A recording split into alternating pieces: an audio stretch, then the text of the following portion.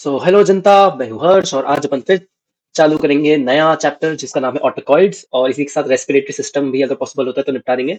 I think 20 minute का होता है। रेस्पिरेटरी सिस्टम ज़्यादा बड़ा नहीं है एंड उसकी ड्रग्स इतनी ज़्यादा हैवी भी नहीं है। मतलब तुम एक बीमारियां तुमको लगभग दो बीमारियां होती है जो रेस्पिरेटरी सिस्टम से रिलेटेड। एक तो mainly cough, drugs for cough, और दूसरा ड्रग्स फॉर एस्थमा, मतलब अस्थमा वाले को क्या दोगे।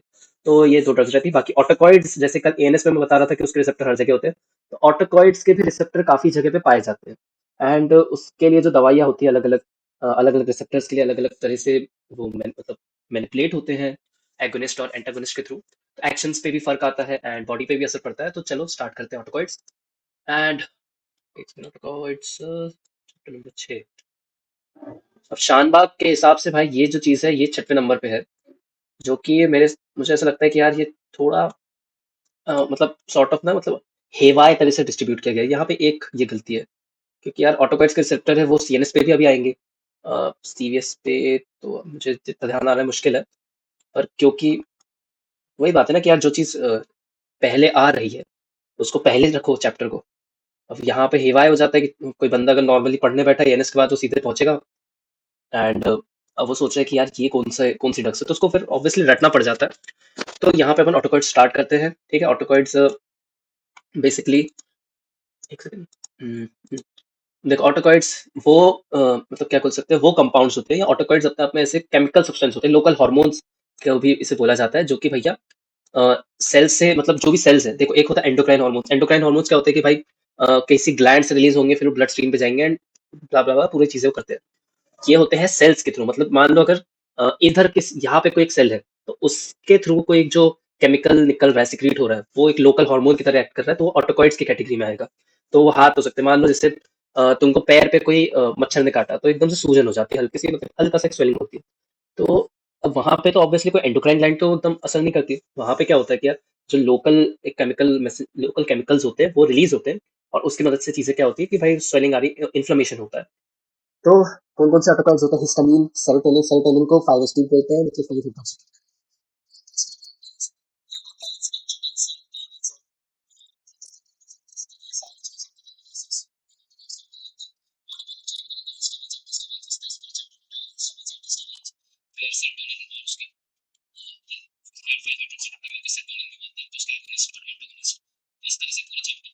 प्रोस्टाग्लैंडिन सब इस सब के बारे में बताया हुआ है। फिर यहाँ पे अपन जब ये खत्म होगा तो सेकंड कहाँ पे आ गए, चल बता लेती एक सेकंड। ये ब्रोंकियल अस्थमा, ठीक है, ये रेस्पिरेटरी सिस्टम इसी में इंक्लूडेड है। ब्रोंकियल अस्थमा और ये रेस्पिरेटरी सिस्टम है, ट्रीटमेंट ऑफ कफ, ये दो टॉपिक्स। एंड ब्रोंकियल अस्थमा अपने आप में काफी इंपॉर्टेंट क्वेश्चन में आता है और कफ का भी ऐसा क्वेश्चन है कि 5 नंबर पे वो आ जाता है। एंड साथ साथ हाँ मैं केटी क्लासिफिकेशन भी खोल लूँ तो कुछ चीजें थोड़ी सी आसानी में।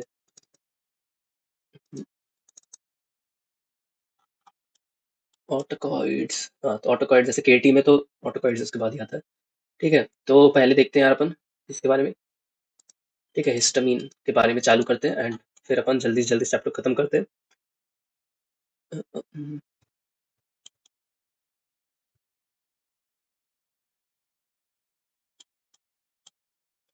तो देखते हैं हिस्टामीन्स क्या होते हैं। ठीक है, हिस्टामिन बायोजेनिक अमीन होता है प्लांट। ये सब तो तुमको लगभग चीज थोड़ी थोड़ी पता है। हिस्टिडीन से ये सिंथेसाइज्ड होता है, स्टोरेज एंड मास्ट सेल्स का तो तुमने जिक्र सुना ही होगा। मास्ट सेल्स में हिस्टामिन, मास्ट सेल से हिस्टामिन सिक्रीट होता है and one of the medius involve in inflammatory and hyper sensitivity reactions. तो हिस्टामिन इस पे इन रिएक्शंस पे इन्वॉल्व रहता है। मैकेनिज्म अब देखो, ये जो है हिस्टामिन के कौन कौन से 4 रिसेप्टर होते हैं, H1 H2 H3 pre synaptic auto receptors, H3 और H4, चार H1 H2 H3 H4। H1 receptor अगर उसको हिस्टामिन जाके बाइंड करेगा तो क्या होगा, कैल्शियम बढ़ेगा, कैल्शियम बढ़ेगा तो smooth muscle contraction increasing capillary permeability. ठीक है, H2 रिसेप्टर कैम्प को बढ़ाता है, कैम्प बढ़ता है तो गैस्ट्रिक एसिड का सिक्रीशन बढ़ता है। तो ये अब ये गैस्ट्रिक एसिड सिक्रीशन तो ये कहाँ पे हो सकता है एक्ट करेगा, जब तुम ऐसी दवाइयाँ देना चाह रहे हो। मान लो अ, इसका मतलब समझो कि मान लो किसी को एक लोअर हाइट है, मतलब सॉर्ट ऑफ उसको पेट में मतलब स्टमक पे उसको एसिड प्रोडक्शन कम हो रहा है, तब वहां पे तुम H2 रिसेप्टर से रिलेटेड कोई ऐसी ड्रग देना चाहोगे, एक सेकंड, जहां से क्या हो पाए भाई, इजीली कैंप बढ़ेगा, कैंप बढ़ेगा तो एस्ट्रिक एक्सक्रीशन बढ़ जाएगा, गैस्ट्रिक एसिड बढ़ेगा तो उसकी कंडीशन इंप्रूव होगी। ठीक है, फिर H3 में बात करते हैं। H3 कैंप को घटाता है, कैंप घटा रहा है तो क्या क्या होता है इससे, हिस्टामिन लेवल इन ब्रेन वो कम होते हैं, लंग्स में, स्किन, गैस्ट्रिक म्यूकोसा इनमें हिस्टामिन लेवल्स कम होते हैं। अगर H3 को अगर अपन H3 पे जाके हिस्टामिन बाइंड कर रहा है, तो सोचो कि हिस्टामिन रिलीज हुआ, H3 पे बाइंड हुआ, H3 पे बाइंड होकर कैंप को उसने डिक्रीज किया, और फिर वो ब्रेन ये बाकी जगह पे हिस्टामिन घटा रहा है। हिस्टामिन खुद का दुश्मन बन गया, समझ रहे हो? हिस्टामिन आया, H3 पे बाइंड हुआ, और उसने इन जगहों से, brain, lungs, skin, gastric mucosa, यहाँ से हिस्टामिन की कमी कर दी, मतलब डिक्रीज कर दिया इसके लेवल को। H4 की बात करते हैं, डिक्रीज कैंप, ठीक है। ये क्या मतलब जो cyclo adenylyl monophosphate, adenylyl monophosphate monophosphate होता है, हाँ। तो कीमोटैक्सिस साइटोकाइन सिक्रीशन ये कराता है। हिस्टामिन लिबरेटर्स मास्ट सेल से आते हैं, ये तो कोई क्लिनिकली इसका कोई नो वैलिड क्लिनिकल यूज है, सच हिस्टामिन को अपन यूज नहीं करते। फिर बेटा हिस्टीन इसका एक एनालॉग है जो कि ट्रीट करते हैं वर्टाइगो इन मेनिराई डिजीज। तो वर्टाइगो एक सो कॉल्ड उस पे देखो, वर्टाइगो मतलब कि सर चकराना, सो कॉल्ड एक ऐसी बीमारी होती है जहाँ पे सर चकराता है, सॉर्ट ऑफ अपना जो कंट्रोल होता है ना ब्रेन मतलब मोशन का, उस पे थोड़ी सी दिक्कत आती है। विटिलिगो से कंफ्यूज मत होना, विटिलिगो अलग चीज है, विटिलिगो स्किन की कंडीशन होती है जिसपे वो धब्बे धब्बे पड़ते हैं, वर्टाइगो अलग चीज है। तो वर्टाइगो मेनियर डिजीज में बहुत रेयर कभी कोई पूछे कैसे, क्योंकि जो देखो अपने मोशन को डिटेक्ट कौन करता है, इनर ईयर में वेस्टिब्यूल्स और वो सब होता है। तो ये क्या करेगा, probably acts by improving blood flow in the inner ear. Side effect इसके नोजिया, वोमिटिंग, हेडेक, राइटिस, avoided patient with asthma and peptic ulcer. ज्ञान वाली बात है, याद रहे तो ठीक, नहीं रहे तो कोई दिक्कत नहीं। मास्ट सेल देखो, एंटीजन एंटीबॉडी रिएक्शन, फूड हो गया, बाइल सॉल्ट, ड्रग्स हो गई। तो हिस्टामिन मोस्टली तुमने सुना होगा एलर्जी के टाइम पे, जो एलर्जिक रिएक्शन होते हैं ना, तब देखना हिस्टामिन रिलीज होता है। और उसकी वजह से क्या होगा, पहली बात तो एलर्जिक रिएक्शन किन किन वजह से हो सकती है, एंटीजन एंटीबॉडी रिएक्शन। मान लो वही पॉलन पॉलन इनहेल हुआ, पॉलन एंटीजन था, अब वो जाके मतलब अंदर गया सिस्टम पे, फिर एंटीबॉडीज प्रोडक्शन, एंटीबॉडीज के खिलाफ उसके साथ बाइंड हुआ, तो एंटीजन एंटीबॉडी रिएक्शन हुई, फिर मास्ट सेल से हिस्टामिन रिलीज हुआ, तो itching, urticaria, flushing, hypotension, tachycardia, bronchospasm, angioedema, ये सब चीजें हो रही है। फिर H1 receptor antagonist, H1 blocker से एंटीहिस्टामिन्स, ये काम की चीज होती है, ठीक है। हिस्टामिन का ऐसा कोई क्लिनिकल यूज नहीं है डायरेक्ट, बेटा हिस्टीन का बहुत माइनर से चीजों पे कहीं कहीं यूज कर लेते हैं, बट एंटीहिस्टामिन्स का एक अपने आप में एक काफी रोला है। तो हिस्टामिन एगोनिस्ट के बारे में अपन इसको छोड़ना चाहो तो छोड़ भी सकते हो, तुमको बस ये हिस्टामिन बेटा हिस्टीन याद है, काफी है। सिलेक्टिव इलेक्टिव अगर एक बार देखना है देख लो, ऑप्शंस में आ गया, किसी एमसीक्यू में आ रहा है, तब तुम्हारे पास भी तुमको पता हो रहा है कि भाई डिमाप्रिट डाइमाप्रिट क्या होता है, इम्प्रोमिडीन क्या होता है, आर अल्फा मिथाइल हिस्टामिन, और इमेटिड क्या होता है।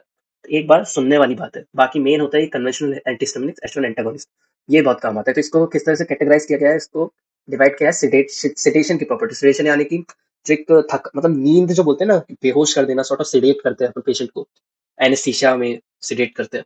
तो हाईली सिडेटिव, मॉडरेटली, माइल्डली, और सेकंड जो कि नॉन सिडेटिव होते हैं।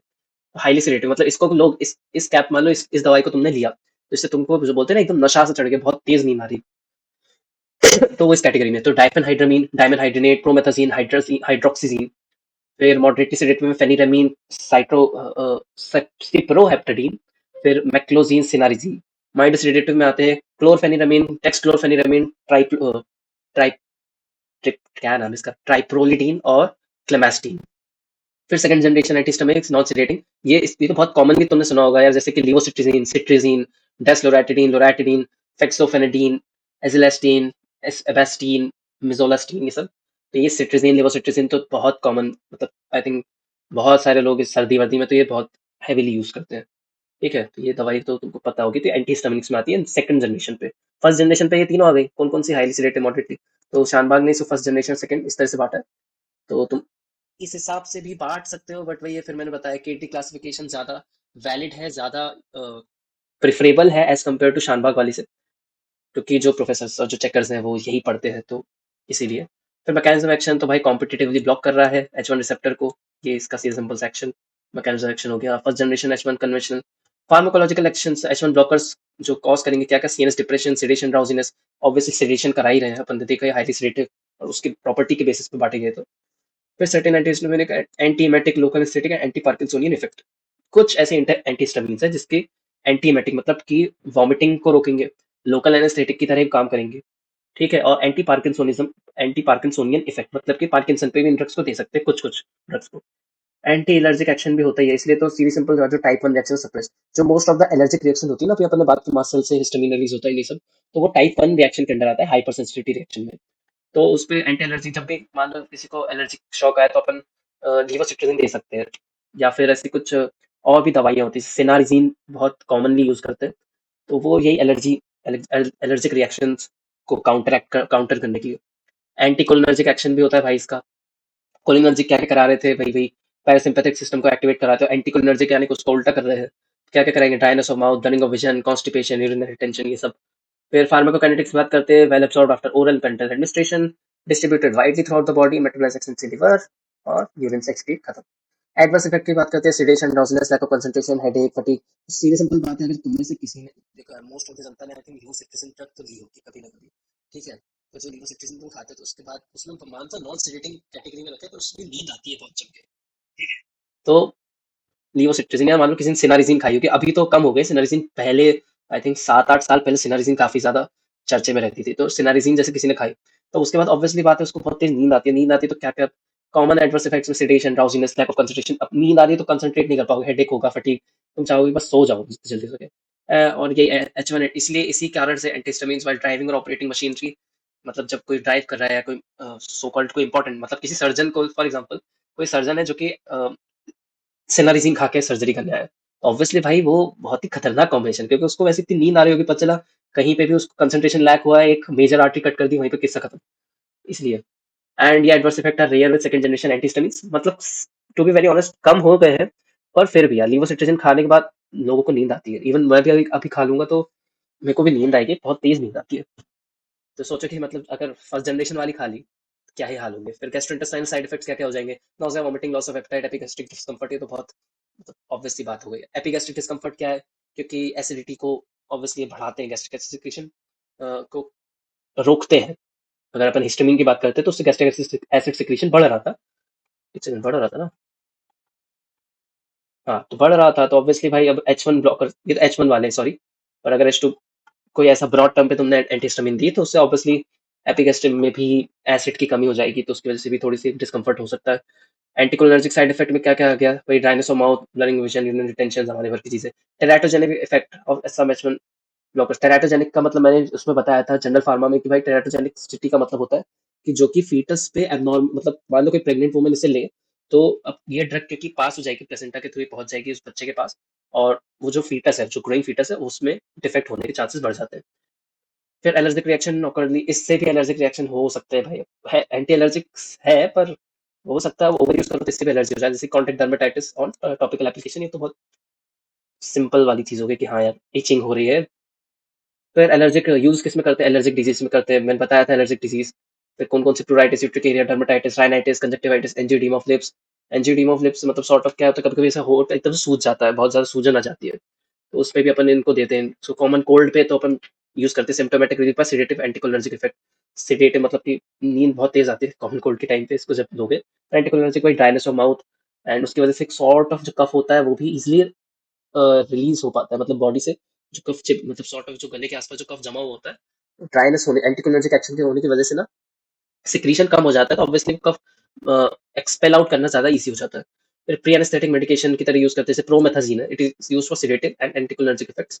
प्रोमेथाजीन कहाँ पे आ रही है, ये हाईली सेडेटिव में प्रोमेथाजीन, इसको एज प्री एनेस्थेटिक, मतलब एनेस्थीसिया देने से भी पहले अपन प्रोमेथाजीन देते हैं कि ताकि बंदा बहुत अच्छे एनेस्थेटिक स्टेज में पहुंच जाए, एनेस्थेटिक स्टेट में पहुंच जाए। एज एंटीएमेटिक की तरह काम कर रहा था, कौन कौन से, प्रोमेथाजीन, डाइफेनाइड्रामीन, डाइमेनहाइड्रेट। ये प्रोफिलैक्सिस होते हैं मोशन सिकनेस के लिए। अब मैंने मोशन सिकनेस के बारे में एक चीज बताई थी, फिर भी ड्रग ऑफ चॉइस कौन सी मोशन सिकनेस के लिए, वो होती है हायोसिन, जैसे बोलते हैं स्कोपोलामीन भी बोलते हैं। ये कहाँ पे आएगी हायोसिन, कोलिनर्जिक एंटीकोलिनर्जिक्स में, ठीक है, उसमें हायोसिन। ये ऊपर जाएंगे अपन तो देखो, एंटीकोलिनर्जिक, ये एंटीकोलिनर्जिक में हायोसिन स्कोपोलामीन जो होती है, ये ड्रग ऑफ चॉइस होती है मोशन सिकनेस के लिए, तो इसको ध्यान रखो। पर अपन इनको भी यूज कर सकते हैं, मैंने वही बोला फार्मा में ये खेल होता है कि भाई ऐसा जरूरी नहीं कि और कोई ड्रग दे नहीं सकते। तो वही बात है कि प्रोमेथाजीन, डाइफेनहाइड्रेट और डाइफेनहाइड्रामीन और डाइमेनहाइड्रेट, इनको भी यूज करते हैं प्रोफिलैक्सिस ऑफ मोशन सिकनेस के लिए because of their anticholinergic action. फिर probably on the vestibular apparatus और कॉर्टेक्स, इसका ये इससे साफ साफ बताया हुआ है कि भाई कैसे एक्ट कर रहा है, मोशन होता है वेस्टिबुलर एपरेटस में। एम मैंने अभी शायद कल ही बताया था, कल वाले में एम होता है और H1, ये दोनों रिसेप्टर्स होते हैं, मस्कैनिक और H1। तो अब H1 पे भी ये वाले H1 को ब्लॉक करेंगे, ठीक है, एंड मस्कैनिक को नहीं कर, मस्कैनिक को कौन ब्लॉक कर रहा था, अपने स्कोपोलामीन, ठीक है। H1 को ये प्रोमेथाजीन या डायमेथाइड्रेनेट या डाइफेनहाइड्रामीन, तो ये सेरिबेलम फिर वेस्टिबुलर apparatus सब सिग्नल नहीं भेज पाए सेरिबेलम को, सेरिबेलम फिर वॉमिटिंग सेंटर को सिग्नल नहीं भेजेगा, एंड उसकी वजह से चीजें कंट्रोल हो जाएंगी मोशन सिकनेस पे, क्योंकि जब मोशन होता है बहुत ज्यादा तो उल्टी आती है, एक नॉजियस फीलिंग आती है, वॉमिटिंग होती है। फिर पार्किंसन पे क्या कर रहा है भाई, पार्किंसन पे ये डीएवी, ये तो कल ही कितने बार बता चुका है, डोपामिन एसिटाइलकोलिन का ये जो डिसबैलेंस होता है उसकी वजह से पार्किंसन होता है। तो प्रोमेथाजीन, डाइफेनहाइड्रामीन और orphenadrine are used to control tremor, rigidity and sialorrhoea on Parkinson due to anticholinergic and sedative properties. Promethazine, diphenhydramine are used for treatment of idiopathic, ये याद रखना, इडियोपैथिक या ड्रग इंड्यूस्ड पार्किंसनिज्म। ठीक है, जो drug induced parkinsonism है उस पे प्रोमेथाजीन और डाइफेनहाइड्रामीन को बहुत मतलब प्रेफर करते हैं। फिर H1 ब्लॉकर्स की बात करते हैं। H1 blockers are used to control mild blood transfusion, saline infusion reaction, chills and rigor and as adjuvant in anaphylaxis. ठीक है, cinnarizine, dimenhydrinate, vertigo in many disease. फिर सेडेटिव हिप्नोटिक्स में सेडेटिव हिप्नोटिक पे use कर देते हैं H1 antihistamine को, क्यों, क्योंकि स्लीप इंड्यूस कराती है चिल्ड्रन स्पेशली। वही है ना, हाईली सेडेटिव है तो भाई ऑब्वियसली भाई नींद ज्यादा अच्छी आएगी, नींद अच्छी आएगी तो एनेस्थीसिया का भी असर जो है वो ज्यादा हो जाता है। और माइनस डिजीज में अपन चाहते हैं कि भाई जो भी बच्चा है कोई इंसान भी है तो गहरा मतलब सोए रहे, बीच में ना उठ जाए गलती से भी, ये तो दर्द से ठीक रहेगा। फिर सेकंड जनरेशन की बात करते हैं तो ये इसमें वही cetirizine, levocetirizine, loratadine, desloratadine, azelastine, fexofenadine, highly selective for H1 receptor, highly selective होते हैं ये पहली बात तो। No anticholinergic effects, lack antiemetic effect, does not cross blood brain barrier, hence cause minimal to no drowsiness. Minimal to no drowsiness, ठीक है, minimal मतलब करते तो है थोड़ा बहुत लिवोसिट्रिजिन के केस में, अगर मैं कहूँ पर्सनली अपने यूज पे, बाकी हो सकता है बाकी कोई ड्रग्स ना करती हो, मे बी। फिर does do not impair psychomotor performance, are relatively expensive यार, ऑब्वियसली पता नहीं कितने का पत्ता आ रहा है आजकल, 40 रुपए का आता है कुछ लिवोसिट्रिजिन। महंगी तो है।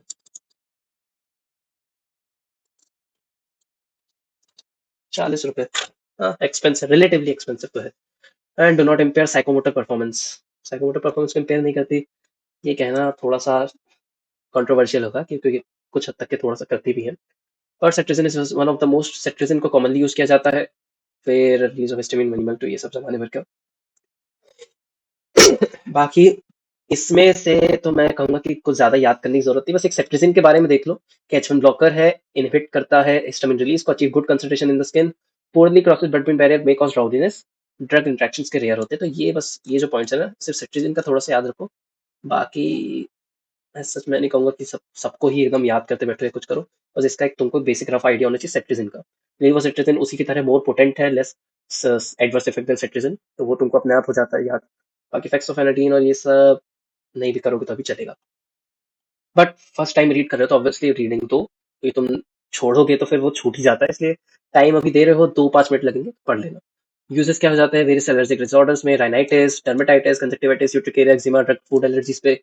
फिर for allergic rhinitis, hay fever, orally, ये ज्ञान वाली बातें आगे सबके सब ड्रग के बारे में थोड़ा थोड़ा बता रहा है कि जैसे एजलास्टिन, लिवो लिवो लिवो लेवोकाबेस्टिन या लिवो साबेस्टिन uses eye drops for allergic conjunctivitis.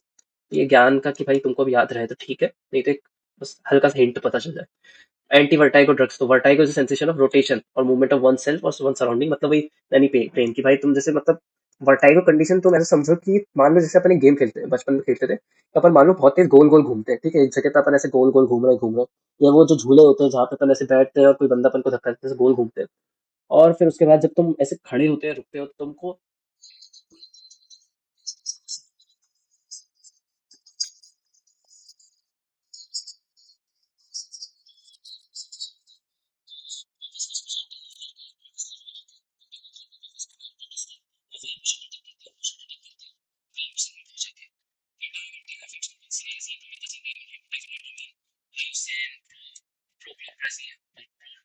प्रोक्लोरपेराजीन, फिर बेटाहिस्टीन, इतनी सारी ड्रग्स को अपन दे सकते हैं इसमें यार, बहुत सारी है। ठीक है, डिक्रीज क्या करेगा, anti calcium into vestibular and release release vertigo, vertigo से राहत देगा। ठीक है, corticosteroid decrease oedema in the labyrinth, तो कॉर्टिकोस्टेरॉइड भी देते हैं, तो बहुत सारी ड्रग्स है एंटी वर्टाइगो के हिसाब से। ये क्वेश्चन अगर आता है तो ये आएगा 2 नंबर पे, उसमें बोलेगा 4 ड्रग के नाम बता दो। 4 ड्रग में तुम हायोसिन बताओ, प्रोक्लोरपेराजीन बताओ, बेटाहिस्टीन बता दो, एस्ट्राजोलामाइड, एस्ट्राजोलामाइड क्या है, कार्बोनिक एनहाइड्रेस इनहिबिटर। थायाजाइड ये अपना उसमें आएगा क्या डायोरेटिक्स में, फिरोसामाइड भी डायोरेटिक्स का, डायजेपैम डायजेपिन मतलब ये सीएनएस में, amitriptyline tricyclic anti depressant CNS, glucocorticoids endocrine पे आ जाता है। तो इस तरह से अपना ये हिस्टामिन वाला किस्सा खत्म होता है।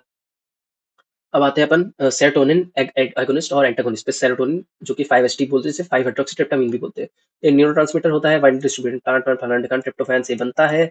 यस, और high concentration found intestine, platelets and brain.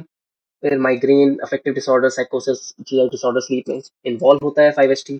7 type of receptors, कौन कौन से, 1 से 7 तक के 7 टाइप के रिसेप्टर्स होते हैं इसमें। All of them are G protein coupled receptors except 5-HT3। 5-HT3 ligand gated ion channel होता है। ये एक पॉइंट है जो कि तुमको सॉर्ट ऑफ एक्स्ट्रा में याद करना चाहिए कि सारे ही मतलब जो भी सेरोटोनिन के सारे रिसेप्टर्स 1 से 7, 7 रिसेप्टर्स है, टोटल 7 रिसेप्टर्स, उसमें सिर्फ एक है जो कि लिगेंड गेटेड आयन चैनल है, जो कि 5-HT3 रिसेप्टर आता है। अब इसका एक पूरे टेबल जैसे बनता है, तो ये तुमको थोड़ा सा अच्छे से पता होना चाहिए। तो कहाँ पे थे अपन 5-HT में? सिप्रोहेप्टेडीन। कहाँ पे? H1, ठीक है, ये 5 एंटागोनिस्ट। तो नॉन सिलेक्टिव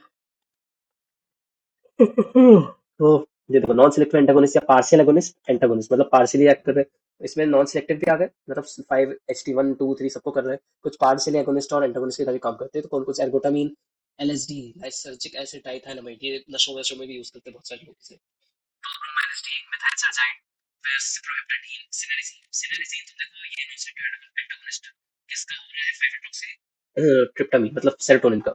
और सिनेरिजीन मॉडरेटली सेडेटिव H1 एंटागोनिस्ट भी है। तो ये चीज कॉमन हो गई इसकी। 5-HT2 की बात करते हैं एंटागोनिस्ट में, तो ketanserin, ritanserin, clozapine, risperidone. 5-HT3 में देखा ऑर्नोसेट्रॉन, ग्रेनसेट्रॉन, फिर ट्रोपिसेट्रॉन, पेलेंसेट्रॉन, राइमोसेट्रॉन, ये सारे सेट्रॉन वाले ड्रग्स। तो ऑर्नसेट्रॉन तो यार काफी ज्यादा यूज करते हैं अपन, ये एंटीमेटिक, एज एंटीमेटिक ड्रग। और बहुत कॉमनली ऐसा जो बोलते हैं ना कुछ, अगर मतलब कभी तुम में से कुछ लोगों को थोड़ा सा आई थिंक पता होगा कि ऑन्डम 40 के नाम से आती है, 40 mg की टैबलेट होती है, और जीप पे जैसे ही रखते हो एकदम वो फटाक से डिजोल्व हो जाती है, एंड उल्टी को सॉर्ट ऑफ वॉमिटिंग रोक देती है, स्टॉप कर देती है, या नॉशियस फीलिंग को भी रिलीफ देती है उससे। 5-HT antagonist cyproheptadine, H1 receptor, 5-HT2 A blocker, ठीक है। H1 और ये 5-HT2 का ब्लॉकर हो गया, sedative, antipruritic, anticholinergic effect, appetite को इंक्रीज करता है, मतलब भूख बढ़ेगी सिप्रोहेप्टेडीन लेने के बाद। Used in carcinoid and post gastrectomy dumping syndrome to control GM manifestation. ये सब पैथो वाली चीज है, तो इस पर अभी नहीं जा रहा। कार्सिनोइड क्या होता है? पोस्ट गैस्ट्रेक्टोमी तो तुमको समझ में आ रहा होगा कि भाई किसी ने मतलब स्टमक का या तो कुछ पार्ट निकाला या फिर स्टमक को ही पूरा रिमूव कर दिया, तो पोस्ट गैस्ट्रेक्टोमी हो गई। फिर उसके बाद जो डंपिंग सिंड्रोम आता है, तो उसको कंट्रोल करने के लिए dry mouth, drowsiness, weight gain are some of the side effects. ये ड्रग के बारे में बात करें, सिप्रोहेप्टेडीन की। टेंसन की बात करते हैं, 5-HT2 antagonist and alpha 1 blocker भी है, साथ साथ एक अल्फा 1 ब्लॉकर भी है। की टेंसन आई थिंक ऊपर ये दिया था कहीं पे, इस पे नहीं दिया, ठीक है, पर ये अल्फा 1 का एक तरह से वो भी है ब्लॉकर, ठीक है। तो यहाँ पे तुम चाहो तो ऐड भी कर सकते हो कीटन सैलिन को। फिर कहाँ थे अपन? एंटी हाइपरटेंसिव इफेक्ट भी होता है इसका, तो ये हाइपरटेंशन वालों को दे सकते हो। ऑर्निसेट्रॉन, ग्रीनसेट्रॉन, 5-HT3 receptor antagonist used antiemetics, अभी बताया एंटीमेटिक्स से मतलब। और एटिपिकल एंटीसाइकोटिक्स, ये मतलब कि साइकोसिस को रिलीव करते हैं, पर ये एटिपिकल, इसको बहुत ऐसा नहीं कि इसी के लिए बनी हुई है ये ड्रग्स साइकोसिस कंट्रोल करने के लिए, पर ये करती है कैसे? 5-HT2 ब्लॉकर्स इन शिजोफ्रेनिया, क्लोजापिन, ओलेंजापिन, क्वेटियापिन, रिस्पेरिडोन, इस इन ड्रग्स को अपन यूज करते हैं। तो ये अपन सीएनएस पे भी देखेंगे, ये सेम, ये सारी ड्रग्स जो है वहीं पे रिपीट होती हैं। एंड ये जो काम का है, ये सबसे टेबल काम का है सेरोटोनिन के हिसाब से। तो सेरोटोनिन को जब पढ़ोगे तो इस टेबल को बिल्कुल अच्छे से पढ़ो, बाकी भले ऊपर का एक बेसिक आइडिया ले सकते हो, बट ये जो है ये तुमको अच्छे से याद होना चाहिए। 5-HT1 कहाँ पे लोकेशन है? सीएनएस और क्रेनियल ब्लड वेसल पे। इंपॉर्टेंट फंक्शन क्या है? ऑटो रिसेप्टर्स का decrease 5-HT release from nerve endings, constriction of cranial blood vessels. हाँ, ब्लड वेसल्स जो क्रेनियम के ब्लड वेसल्स उन्हें कंस्ट्रिक्ट करती है। तो ये अभी माइग्रेन वाइग्रेन पे भी काम आएगा। माइग्रेन पे भी जो पेन होता है ना, वैसा एक सो कॉल्ड, अभी अपन आगे पढ़ेंगे इसमें एनसेड्स वाला टॉपिक भी आता है, माइग्रेन भी इसी में आता है। तो अब अपन को समझ में आएगा construction of blood vessels 5-HT1 कैसे, इसका जो एक्शन है ये कितना काम का है। Decrease release of peptide from nerve endings. फिर कौन कौन से ड्रग्स है? बिस्पेरोन, ट्रिप्टान्स। ट्रिप्टान्स को मतलब माइग्रेन पर भी सबसे लास्ट स्टेप होती है ट्रिप्टान्स। जब माइग्रेन कंट्रोल नहीं होता ना, सीवियर माइग्रेन, तो ट्रिप्टान्स को देते हैं उसमें। तो 5-HT1 भी 1D एगोनिस्ट। एर्गोटामीन, ठीक है, ये इसके बारे में बता रहा है। फिर 5-HT2 कहाँ कहाँ देखने को मिलेगा? ये इसके लोकेशंस को थोड़ा सा अच्छे से रट के रखना, ठीक है। लोकेशन तुम्हें सबकी याद होनी चाहिए प्लीज। मैं वही बोल रहा हूँ, लोकेशंस पता होगी तभी तुम सिलेक्ट कर पाओगे कौन सी ड्रग कहाँ पे देनी है, तुमको चीजें आसान पड़ेंगी। प्लेटलेट्स 5-HT2 कहाँ पे मिलेंगे? Platelets, smooth muscle, cerebral cortex, fundus of stomach, choroid. फिर प्लेटलेट्स पे प्लेटलेट एग्रीगेशन करा रहे होंगे, टेंसरिन, हाँ, smooth muscle contraction, smooth muscle कराएगा, cyproheptadine. Cerebral cortex, activation of neurons, fundus of the stomach contraction, choroid में सीएसएफ प्रोडक्शन। वो कोरोइड सीएसएफ ये सब फर्स्ट ईयर में तुमने पढ़ा होना चाहिए आई थिंक, तो फिर तुम्हें पता चलेगा कि भाई क्या बोल रहा हूँ मैं। एंड ये सेरोटोनिन का ये पूरा बता रहा है कि टेंसिन टेंसिन क्लोजापिन रेस्पेरिडोन कौन सी ड्रग कहाँ पे क्या क्या कर रही है, कि टेंसिन कैसे प्रोपेडिन मेथाइलसर्जाइड 5-HT2A है, एंड एटिपिकल एंटीसाइकोटिक। फिर 5-HT3 जो होते हैं ये इसको ध्यान रखो, 5-HT3 का हिसाब किताब ये काफी ज्यादा यूज होता है बहुत सारी जगह पे। क्या है CTZ मतलब chemo trigger zone. NTS nucleus tractus solitarius, parasympathetic nerve terminal GIT में, तो ये वॉमिटिंग और पेरिस्टाल्सिस इसके लिए बहुत ज्यादा 5-HT3 रिसेप्टर्स को यूज किया, मतलब बहुत इसका रोल रहता है इसमें। एंड जब अपन जीआईटी पढ़ेंगे ना तो जीआईटी में 5-HT3 का काफी जिक्र होगा, क्यों? क्योंकि भाई उसमें वॉमिटिंग वाला एंटीएमेटिक ड्रग्स वहीं पे आती है। पेरिस्टाल्सिस भी, आई थिंक पेरिस्टाल्सिस के लिए कोई अलग सेक्शन नहीं है मेरे को जितना याद है, बट वहां पे 5-HT3 को भी अपन एज अ आई थिंक पेप्टिकल्चर वाले पॉइंट में आते हैं क्लास में, तो ये थोड़ा सा देखने वाली बात हो गई। वॉमिटिंग पे तो भाई ध्यान रखोगे क्या 5-HT3 वॉमिटिंग से एसोसिएट होता है, क्योंकि इसके रिसेप्टर CTZ, NTS, ये पैरासिम्पैथिक नर्व टर्मिनल्स। कौन सी ड्रग्स है? ऑर्निसेट्रॉन, ग्रेनिसेट्रॉन, ये 5-HT3 एंटागोनिस्ट होती है, ये ड्रग्स को भी ध्यान रखो। 5-HT4 कहाँ पे मिलेंगे? GIT-CNS पे, पेरिस्टाल्सिस से एसोसिएटेड है। मेटोक्लोप्रामाइड, ये मेटोक्लोप्रामाइड भैया बहुत ज्यादा अभी शायद इसी चैप्टर में आएगी मेटोक्लोप्रामाइड, नहीं तो आगे CNS पे आएगी। तो ये जो मेटोक्लोप्रामाइड है इसके बारे में काफी क्वेश्चन पूछे जाते हैं मेटोक्लोप्रामाइड के बारे में, क्योंकि एज अ प्रोकाइनेटिक ड्रग। तो आई थिंक अभी मैं एक पेपर देख रहा था मेरे फ्रेंड के यूनिवर्सिटी का, औरोबिंदो का, तो वहां पे एक अच्छा सा क्वेश्चन, बहुत अलग लेवल का उनका जो पीयू था, वो एक ऐसा लेवल का था जहाँ पे भाई आराम से बंदा फेल हो जाए। पास होने वाले तो पेपर ही नहीं था कहीं से कहीं तक के। बहुत मतलब अगर तुम मल्टीपल जो बोलते हैं ना, मल्टीपल कंसेप्ट के क्वेश्चंस पढ़े हो, मल्टीपल कंसेप्ट तुम्हें पता है तब वो जाके सॉल्व होगा। तो उसमें से ये क्वेश्चन था मेटोक्लोप्रोमाइड के ऊपर। एक केस स्टडी थी दी गई थी जिसपे कि एक ड्रग एक्स था जिसकी प्रोकाइनेटिक एक्टिविटी होती है, उसको इस चीज में यूज कर रहे थे, तो ड्रग कौन सी है, फिर वो किस क्लास में है, उसके बारे में सब बताओ। तो काफी शानदार, काफी डिफिकल्ट क्वेश्चन में से एक था। मेटोक्लोप्रोमाइड को ध्यान रखो, ये काफी पूछा भी जाता है। मेथाइलसल्फाइड के बारे में छोड़ो, इसको एल्कलॉइड्स नहीं, इस पे भी अपन टाइम नहीं वेस्ट करेंगे। Drug therapy of migraine, migraine के बारे में बात करते हैं भाई। माइग्रेन क्या होता है? Common and debilitating condition, the cause not clear. Migraine initial visual disturbance, एक ऑरा जैसा फील होता है। Severe throbbing headache, throbbing headache होता है severely, with photophobia, nausea, vomiting. तो आई थिंक इसका ना एक बार मुझे भी ऐसा हुआ। एक सेकंड, आया है क्या? नहीं। फिर visual disturbance, severe throbbing headache, photophobia, मतलब कि क्या होगा, लाइट से तुमको थोड़ा सा ऐसा लगेगा कि अगर आंखों पे जब लाइट पड़ेगी ना तो तुमको बहुत अनईजी सा फील होगा और सर दर्द देगा और ज्यादा। नोजिया, वॉमिटिंग, तो ये एक आई थिंक ये एपिसोड एक बार मेरे को भी हुआ है, मेरे को जितना ध्यान आ रहा है, नोजिया मतलब माइग्रेन का एक बहुत पहले इन एक्यूट सा अटैक था। तो drugs for acute attack of migraine पे सबसे पहले कौन से देते ड्रग्स? एनसेड्स। एनसेड्स क्या होते हैं? Non steroidal anti inflammatory drugs. इसे नॉन एंटी इन्फ्लेमेटरी ड्रग्स और इसे नॉन स्टेरॉइडल के बोलते हैं। देखो स्टेरॉइड्स को जब अपन अप्लाई करते हैं तो वो भी एंटी इन्फ्लेमेटरी एक्शन शो करता है, पर स्टेरॉइड के अपने कुछ नुकसान होते हैं। अब ये होते हैं नॉन स्टेरॉइडल, नॉन एनसेड जिसे बोलते हैं। तो ये symptomatic relief, they provide symptomatic relief but should not be take on long term basis. अब इसमें कौन कौन सी ड्रग आ गई? Paracetamol, aspirin, ibuprofen, naproxen, diclofenac, mefenamic acid, usual mild to moderate migraine. Mild to moderate migraine पे इसे use करते हैं एनसीड्स को। आई थिंक ये ड्रग्स फॉर माइग्रेन पे ये आ गई। देखा भी एनसीड्स का एक अलग ही क्लासिफिकेशन था। हाँ, ये एनसीड्स का एक पूरा अलग ही क्लासिफिकेशन है। देखो कि इस पे कौन कौन से सिलेक्टिव कॉक्स वॉक्स, तो ये अपन थोड़ा सा आगे पढ़ेंगे, बट इस पे अभी जो कुछ बेसिक ड्रग्स है तो वो तुमने नाम तो सुना ही होगा, आइबुप्रोफेन, एस्पिरिन और आई थिंक पैरासिटामोल। इसके तो नाम तुमने सुने होंगे यार। ये नहीं सुना तो भाई बहुत, मतलब कितने, क्या ही बोलूंगा, बस में शब्द नहीं बच रहे। तो drugs for migraine to treat attacks, to prevent attacks. अगर अटैक आ रहा है माइग्रेन का, फॉर एग्जांपल पेशेंट बोल रहा है कि मेरे को सर दर्द दे रहा है, उसके लिए ट्रीटमेंट दोगे तुम उसको, ठीक है? उसके लिए कौन कौन सी ड्रग देंगे? सिंपल एनाल्जेसिक, मतलब पहले कहेंगे कि बहुत हल्का सा सर दर्द है, ऑब्वियसली एक हल सिंपल पेन किलर दो and फिर उसके बाद देखो क्या रिलीफ हो रहा है। Paracetamol, aspirin, metamizole, codeine.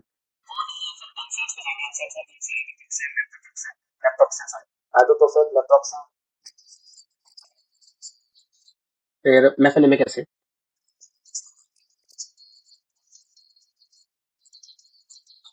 प्रोक्लोरप्राजीन, promethazine, ergot alkaloids देंगे, उसके बाद एर्गोटामिन, डाइड्रो एर्गोटामिन। और फिर सबसे लास्ट ऑप्शन रहता है जो कि मतलब एक सबसे लास्ट ऑप्शन रह जाता है सीवियर माइग्रेन पे। 5-HTA 1B जो एगोनिस्ट होते हैं, कौन कौन से, सुमाट्रिप्टान, रीज़ाट्रिप्टान, नाराट्रिप्टान, ज़ोलमिट्रिप्टान, फ्रोवाट्रिप्टान, इसको देते हैं। और अटैक प्रिवेंट करना है, मतलब कि क्या हो कि भाई अगर मान लो कोई पेशेंट है जो कि बोला कि मेरे को सर दर्द दे रहा था, तुमने एक पैरासिटामोल दी, कहा कि एक काम करिए आप आधे घंटे वेट कीजिए, उसके बाद बताइए दर्द जा रहा है क्या नहीं? उन्होंने कहा हाँ दर्द जा रहा है। दर्द चला गया, पर वो कह रहा है कि मेरे को ये ऐसा दर्द लगभग अभी 2-3 महीने से बार बार हर दूसरे तीसरे दिन पे आता रहता है। उसने ये बताया पेशेंट ने। तो तुमने कहा कि भाई इसको इसको प्रोफिलैक्सिस देते हैं, ठीक है? प्रोफिलैक्सिस कैसे, कि मतलब प्रिवेंट हो अटैक। अटैक आ गया तो फिर तुम कहोगे कि भाई पैरासिटामोल ले लो, पर वो अटैक ही ना है, ठीक है? वैसे सर दर्द उसका हो ना, तो तुम बोलते हो कि एक काम करो, अब आप उससे पूछोगे भाई आपको कोई और भी कोई कंडीशन है क्या? मान लो उसने बोल दिया कि यार मुझे हार्ट की थोड़ी सी दिक्कत रहती है, ठीक है? तो तुमको पता चला उसको जैसे कि हाइपरटेंशन वाली कुछ दिक्कत है, कुछ हार्ट वार्ट से रिलेटेड। तुमने कहा कि काम करो, अब तुमको पता है कि भाई प्रोप्रानोलॉल जो होती है वो हार्ट पेशेंट्स को दी जा सकती है, क्योंकि उस पे भी वो फायदा कर रही है, एंड साथ साथ माइग्रेन के लिए भी वो मतलब इसको प्रिवेंट कर रही है। तो हमने कहा एक तीर से दो निशाने लो, आप ये ड्रग ले लीजिए छोटे छोटे स्मॉल डोज में, आप इसको चलने दीजिएगा तो इससे आपको माइग्रेन की भी दिक्कत नहीं होगी, कंडीशन है उस पे भी है सॉर्ट ऑफ बेटर कंडीशन पे आपका हार्ट रहेगा। तो प्रोप्रानोलॉल लीजिए, नहीं तो फिर आपको डिप्रेशन की कोई दिक्कत है, तो आप उससे पूछिए कि भाई आपको डिप्रेशन भी रहता है? उसने कहा हाँ सर दर्द है और डिप्रेशन भी है। तो आपने कहा कि काम करो एमिट्रिप्टाइलिन ले लो, या कोई अदर ट्राईसाइक्लिक एंटी डिप्रेसेंट, उससे उसका डिप्रेशन भी ठीक हो रहा है, साथ साथ ये माइग्रेन का अटैक भी उससे प्रिवेंट हो रहा है। तो इस तरह से फ्लोनारिजीन, वेलप्रिक एसिड, गाबापेंटिन, टोपेरामाइड, सिप्रोहेप्टेडिन, तो अलग अलग कंडीशन पे ऐसे ड्रग्स को तुम इंट्रैक्शन पता रहेगा तब तुम उसे दे सकते हो, नहीं तो ऐसे भी दे सकते हो लिखने के लिए। अभी तुम पूरी तरह से डॉक्टर नहीं बने हो, अभी सेकंड ईयर पे हो, बट ये जो चीज़ है ये तुमको एक फील देती है कि भाई कभी कोई ऐसा केस आता है तो क्या करना चाहिए। एंड अभी से तुम थोड़ा सा सो कॉल्ड मतलब थोड़ा सोचोगे, तैयार रहोगे कि यार इस पे ये ड्रग दे जा सकते हो, तो तुम बेटर होते चल जाते हो अपने आप, तुम्हें पता नहीं चलेगा, तुम अब बहुत सारे लोगों से मतलब बीट कर जाओगे उनको, क्योंकि जहाँ पे वो ड्रग्स के बारे में फिर से पढ़ेंगे, उस टाइम पे तुम्हें पता रहेगा कि हाँ यार इस ड्रग के साथ ये चीजें हो रही थी, इसको इसके साथ दिया जा सकता है। एंड थोड़ा पढ़े लिखे साउंड करोगे, टू बी वेरी ऑनेस्ट, ठीक है? पढ़े लिखे डॉक्टर की तरह साउंड करोगे, तो ये उसका हिसाब किताब। अभी एयरगॉड्स के बारे में तुम पढ़ना चाहो तो एक बार पढ़ सकते हो कि कौन से इफेक्ट क्या क्या होते हैं इसके। बाकी अ, इसको यूज क्या कर रहे थे अपन, क्या बोलते हैं, 5-HT एंटागोनिस्ट को, और फिर एंटी एमेटिक्स की तरह यूज कर सकते हैं इसे, ट्रीट नॉजिया, वॉमिटिंग, अटैक। कौन कौन सी ड्रग है? They also improve absorption, oral medication used to treat migraine, migraine के लिए जो ओरल मेडिकेशन देते हैं उसको इंप्रूव करते हैं एब्जॉर्प्शन, इसलिए एंटीमेटिक भी दे रहे थे अपन। तो कौन कौन सी ड्रग हो गई? Metoclopramide, domperidone, prochlorperazine, promethazine, diphenhydramine. Ergot preparation में एर्गोटामीन होती है, ergotamine oral sublingual suppository preparation is used in onset of pain and warning symptoms, moderate to severe migraine पे से यूज करते हैं एर्गोटामीन को, फिर सीवियर पे तो जा ही रहा है ट्रिप्टान्स पे। तो इसका मैकेनिज्म एक्शन क्या है? Partial agonist of 5-HT 1B receptor creating blood vessels, constriction कराएगा डायलेटेड ब्लड क्रिएटिंग वेसल्स का, decrease inflammation and extravasation of plasma to peripheral. देखो जब थ्रॉबिंग पेन हो रहा है तो ऑब्वियसली थ्रॉबिंग कहाँ से आएगी? जो ब्लड वेसल्स होंगे वो बहुत ज्यादा डायलेट होंगे, तो ऐसा थ्रॉबिंग टाइप का एक पेन आ रहा होगा। अब मान लो ब्लड वेसल्स कंस्ट्रिक्ट हो जाते हैं एर्गोटामिन के एप्लीकेशन से, तो वो जो थ्रॉबिंग पेन है वो थोड़ा सा कम हो जाएगा। अभी थ्रॉबिंग इतनी तेज हो रही है, धीरे धीरे होगी तो ऑब्वियसली पेन कम होगा। तो उसका ये मैकेनिज्म एक्शन है एर्गोटामिन का। इस available combination caffeine, caffeine increase absorption, ये जमाने भर के जी के एर्गोटामिन पेरेंटल यूज कर सकता है, ये आईवी इंट्रामस्कुलर सेफ होता है एर्गोटामिन से, तो जनजी की वाली बात। ट्रिप्टान्स की बात करते हैं, ट्रिप्टान्स में सोमाट्रिप्टान, रीज़ाट्रिप्टान, ब्ला मॉडरेट एंड सीवियर माइग्रेन पे से यूज करते हैं, ठीक है? तो ये ध्यान रखो कौन सी ड्रग को कहाँ पे यूज कर रहे हैं, मॉडरेट टू सीवियर एर्गोट को भी, ट्रिप्टान्स को भी। माइल्ड अगर है, माइल्ड एंड मॉडरेट है तो एनसेड्स को, और एंटीमेटिक को तो ऐसा जब एब्सॉर्प्शन जो होती है ओरल जो ड्रग्स, उसके एब्सॉर्प्शन को बढ़ाने के लिए या इंप्रूव करने के लिए अपन एंटीमेटिक्स को देते हैं, ठीक है? मैकेनिज्म एक्शन ऑफ ट्रिप्टान्स, तो ये कभी कभार पूछ लेता है क्वेश्चन पे, नहीं तो वाइवा में पूछ लेते हैं। तो क्या होगा कि देखो माइग्रेन अटैक कैसा हो रहा है, abnormal dilatation cranial blood vessel, cerebral ischaemia हुआ, माइग्रेन अटैक आया, ठीक है? तो ट्रिप्टान्स क्या करते हैं, कंस्ट्रिक्ट करेंगे blood vessels, cranial blood vessels को, restore cerebral blood flow, decrease 5-HT and vasopeptide releasing blah blah blah, ये सब पता नहीं, मेन तो उसका एक्शन जो है यही है। क्या करेगा? कंस्ट्रिक्ट करेगा blood vessels, dilated blood vessels को, क्रेनियल ब्लड वेसल्स को, एंड आर्टेरियोवेनस शंट्स को, जिससे कि ब्लड फ्लो रिस्टोर हो पाए एंड रिलीफ मिल जाएगा माइग्रेन से। इनहिबिट एक्सट्रावेसेशन ऑफ प्लाज्मा प्रोटीन तो पेरिवेस्कुलर स्पेस, ध्यान रखना है तो रखो इस पॉइंट को, मेन इसको तो ध्यान ही रखना, ठीक है? ये वाले पॉइंट को तो खासकर। फिर inhibiting inflammatory nerve endings the perivascular space, inflammation decrease होगा तो ऑब्वियसली भाई पेन कम हो जाएगा ना, हम्म। फिर सुमाट्रिप्टान एडमिनिस्टर्ड जोलमिट्रिप्टान कैसे दे सकते हैं, किन किन रूट से, एक बार पढ़ने वाली बात है कोई, ठीक है। बाकी adverse effect contraindication of triptans, ये चीज काफी इंटरेस्टिंग हो जाती है, क्या क्या include paresthesia, tightness in the chest, flushing, dizziness, ये सारे एडवर्स इफेक्ट हो गए, नॉसिया में होकर, pain at the site of injection common, rise in BP and coronary vasospasm. Contraindicated कहाँ कहाँ होते हैं ट्रिप्टान्स, कॉन्ट्राइंडिकेट कहाँ कहाँ पे होते हैं triptans, pregnancy, patients with ischaemic heart disease, हाँ those peripheral vascular disease, hypertension and risk of factor for coronary artery disease, इसमें कॉन्ट्राइंडिकेटेड होते हैं इन पेशेंट्स पे। अब इसके बाद तुम समझ गए क्योंकि वो डायलेट कर रहा है, डायरेक्ट नहीं सॉरी कंस्ट्रिक्ट कर रहा है, तो कंस्ट्रिक्ट कर रहा है तो ऑब्वियसली यार हाइपरटेंशन वाले में पहले से ब्लड वेसल कंस्ट्रिक्ट होती है, तभी उसका बीपी बढ़ा हुआ है, और कंस्ट्रिक्ट करोगे तो बीपी और बढ़ जाएगा। जैसे heart disease, ischaemic heart disease में भाई इस्चेमिया हो रखा है हार्ट में, मतलब प्रॉपरली ब्लड सप्लाई नहीं हो पा रही, और कंस्ट्रिक्ट कर दोगे ब्लड सप्लाई पूरी ही रुक जाएगी। तो ये triptans and ergot preparation should not be coadminister, triptans और एर्गोट प्रिपरेशन को एक साथ नहीं देना चाहिए। Neither should triptans be take within 24 hours of ergot derivative, मतलब एक साथ या 24 घंटे के गैप के बिना नहीं देना चाहिए एक दूसरे को। फिर प्रोफिलैक्सिस ऑफ माइग्रेन, माइग्रेन को प्रोफिलैक्सिस के लिए क्या क्या है, तो वही beta blocker, anti depressant, calcium channel blockers, anti convulsant. इसके एग्जांपल बीटा ब्लॉकर जैसे प्रोप्रानोल, टिमोनोल, ये सब इसी में आ गया। प्रोप्रानोल बीटा ब्लॉकर, एमिट्रिप्टाइलिन ये अपना एंटी डिप्रेशन, फिर वेलप्रोइक एसिड जैसे कि, तो ये वेलप्रोइट कैल्शियम चैनल ब्लॉकर्स में आ गया। गाबापेंटिन एंटी डिप्रेसेंट में आता है। Anti convulsant gabapentin, sodium valproate, टोपिरामाइड।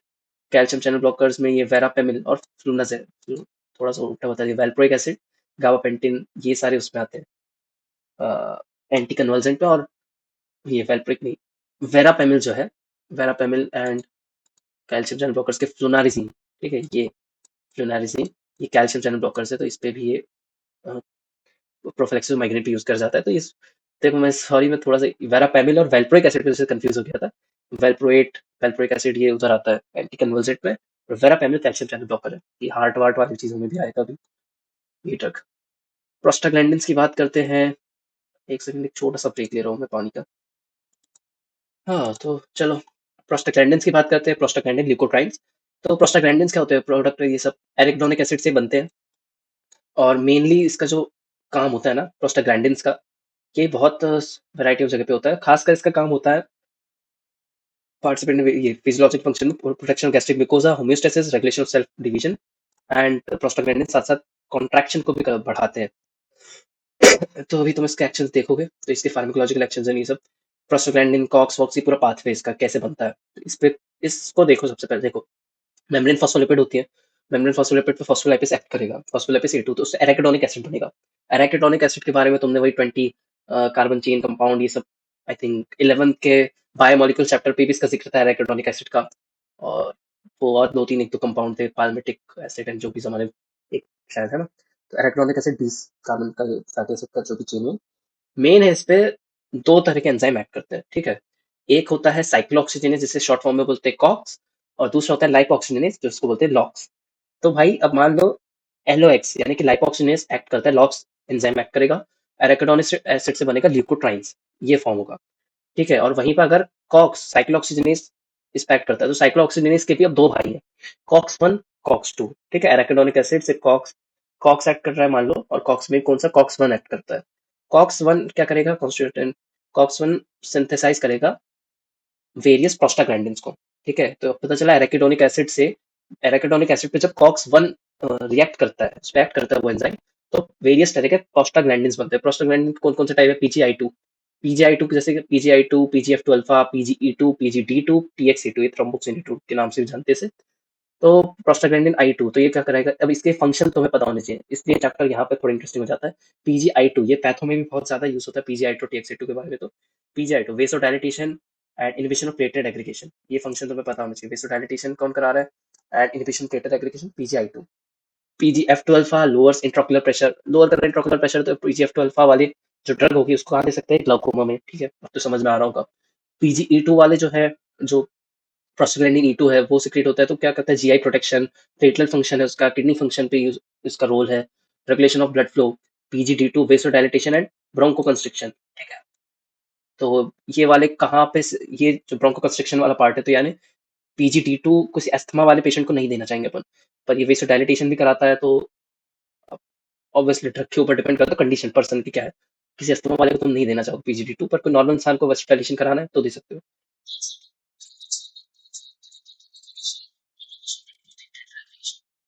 का ध्यान रखो, ये प्लेटलेट एग्रीगेशन कराता है और ये इनहिबिट करता है पीजीआई2, ठीक है। और कॉक्स 1 की बात कर ली, अब होते हैं कॉक्स 2।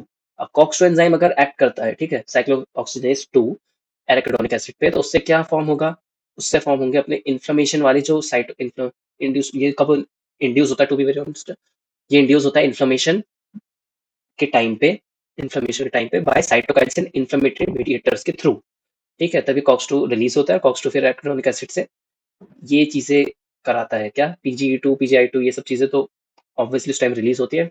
उसकी वजह से पेन इन्फ्लेमेशन फीवर, ये पेन इन्फ्लेमेशन फीवर जब ऐसे अपन को बुखार है या फिर पेन हो रहा है कहीं पे, तो अपन इंटरल्यूकिन 1 का नाम सुनते हैं, अदर ये अदर इंटरल्यूकिन, टीएनएफ अल्फा, ये थोड़ा पैथो साइड पे भी जा रहे हैं अपन, थोड़ा पैथो टच कर रहे हैं, जिससे पैथो नहीं पढ़ी है उसको थोड़ा सा दिक्कत हो रही होगी, पर इसलिए पैथो किसी भी ध्यान से पढ़ी है तो उसमें समझ में आ रहा है कि क्या बात।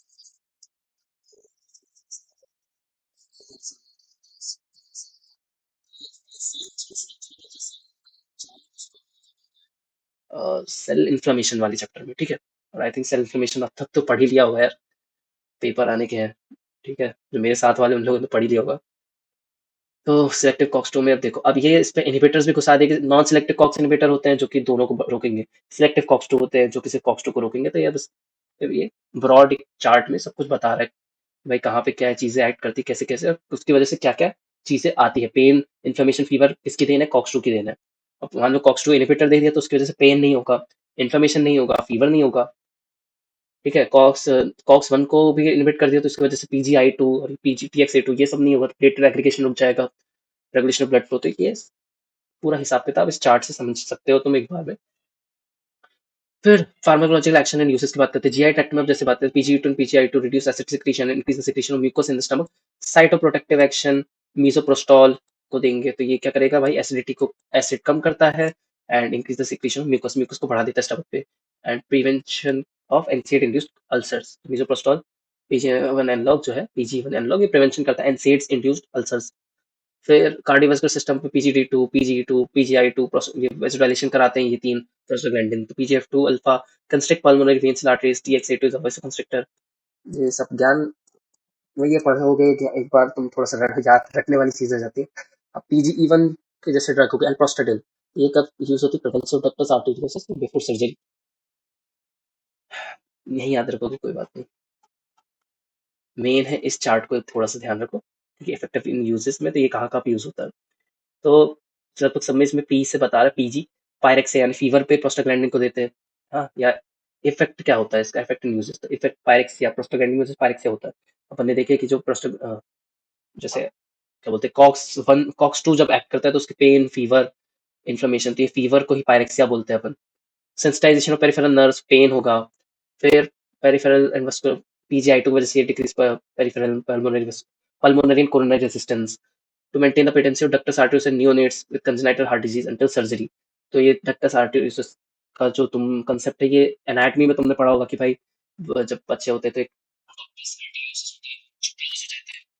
ड्यूरिंग बर्थ टाइम, अब अगर वो ऑब्वियसली अगर वो है तो उसकी सर्जरी वर्जरी होगी, कंजेनाइटल हार्ट डिजीज उसकी सर्जरी होगी, तो उसको पेटेंसी को मेंटेन करने के लिए उसके लिए यूज करते हैं। पल्मोनरी हाइपरटेंशन के लिए, पल्मोनरी हाइपरटेंशन होता है इससे, ग्लाउकोमा में प्रोस्टाग्लैंडिन ग्लाउकोमा कॉज कराता है, यूट्रस में abortion, cervical priming, induction of labour, postpartum haemorrhage, ये प्रोस्टाग्लैंडिन की देन है। इरेक्टाइल डिसफंक्शन, जीआईटी में promote healing of peptic ulcer, increase peristaltic movement, purging effect, diarrhoea, purging यानी कि अब ये पर्जिंग, अपन जब जीआईटी में आएंगे तो लेक्सेटिव परगेटिव्स की बात करें, लेक्सेटिव्स एंड परगेटिव्स, जो कि डायरिया, परगेटिव्स क्या कराते हैं, डायरिया कराने वाले, तो कॉन्स्टिपेशन पे अपन परगेटिव्स देते हैं और लैक्सेटिव्स भी देते हैं, तो ये उसमें आता है। प्रो प्रिवेंट प्लेटलेट एग्रीगेशन, तो प्रोस्टाग्लैंडिन के सारे यूज बताया है, ये कैसे क्या चीजें ये करके कॉज करते हैं, ठीक है, बॉडी में। फिर इसके अलग अलग डायनोप्रोस्टोन की से बात करते हैं, तो ये induction of labour, mid term abortion, termination pregnancy. अब ये तुम सारी चीजें कहाँ पे देखोगे, अभी यही कुछ चीजें अपना एंडोक्राइन सिस्टम पे आ जाएंगे। डायनोप्रोस्ट की बात करते हैं, मिड टर्म अबॉर्शन पे, dinoprost, carboprost mid term abortion, control of postpartum haemorrhage. Gemeprost की बात करते हैं, cervical priming early pregnancy, alprostadil maintain the patency. तो ये एक बार पढ़ने वाली बात हो जाती है। मीसोप्रोस्टॉल को पेप्टिक अल्सर, एबॉर्शन और पीपीएच मतलब पोस्टपार्टम हेमरेज में यूज करते हैं। ग्लाउकोमा के लिए अपन लेटानोप्रोस्ट, पाइमेटोप्रोस्ट, यूनोप्रोस्टोन, ट्रेवोप्रोस्ट ग्लाउकोमा में। ये जैसे ग्लाउकोमा की एक अलग से इसने जैसे ये दिया ना केट पार्टी में, तो ये तुम खुद देखो क्या कितनी सारी ड्रग्स दे सकते हैं ग्लाउकोमा के लिए। मैं कल ही बता रहा था जब एएनएस के टाइम पे ANS1 के टाइम पे कि भाई ग्लाउकोमा में ना अपन बहुत अलग-अलग वैरायटी ऑफ द ड्रग्स दे सकते हैं। Beta blockers, alpha agonist, prostaglandin B, लेटन प्रोस्टाग्लैंडिन, बाइमेटोप्रोस्ट जब भी पढ़े, carbonic anhydrase inhibitor, dorzolamide, brinzolamide, acetazolamide भी इसमें आ गया। फिर मायोटिक्स, पाइलोकार्पिन, फाइसोस्टिग्मिन, एकोथायोफेट, ये बहुत सारी अलग-अलग क्लासेस की ड्रग है जिसको ग्लाउकोमा में अपन यूज़ कर सकते हैं। एंड इसके सॉरी मतलब ये कंसंट्रेशन तो नहीं पता रहेगी, चलो ठीक है। नाम पता हो एटलीस्ट, ठीक है? और कौन सी क्लास अपन दे रहे हैं वो पता हो।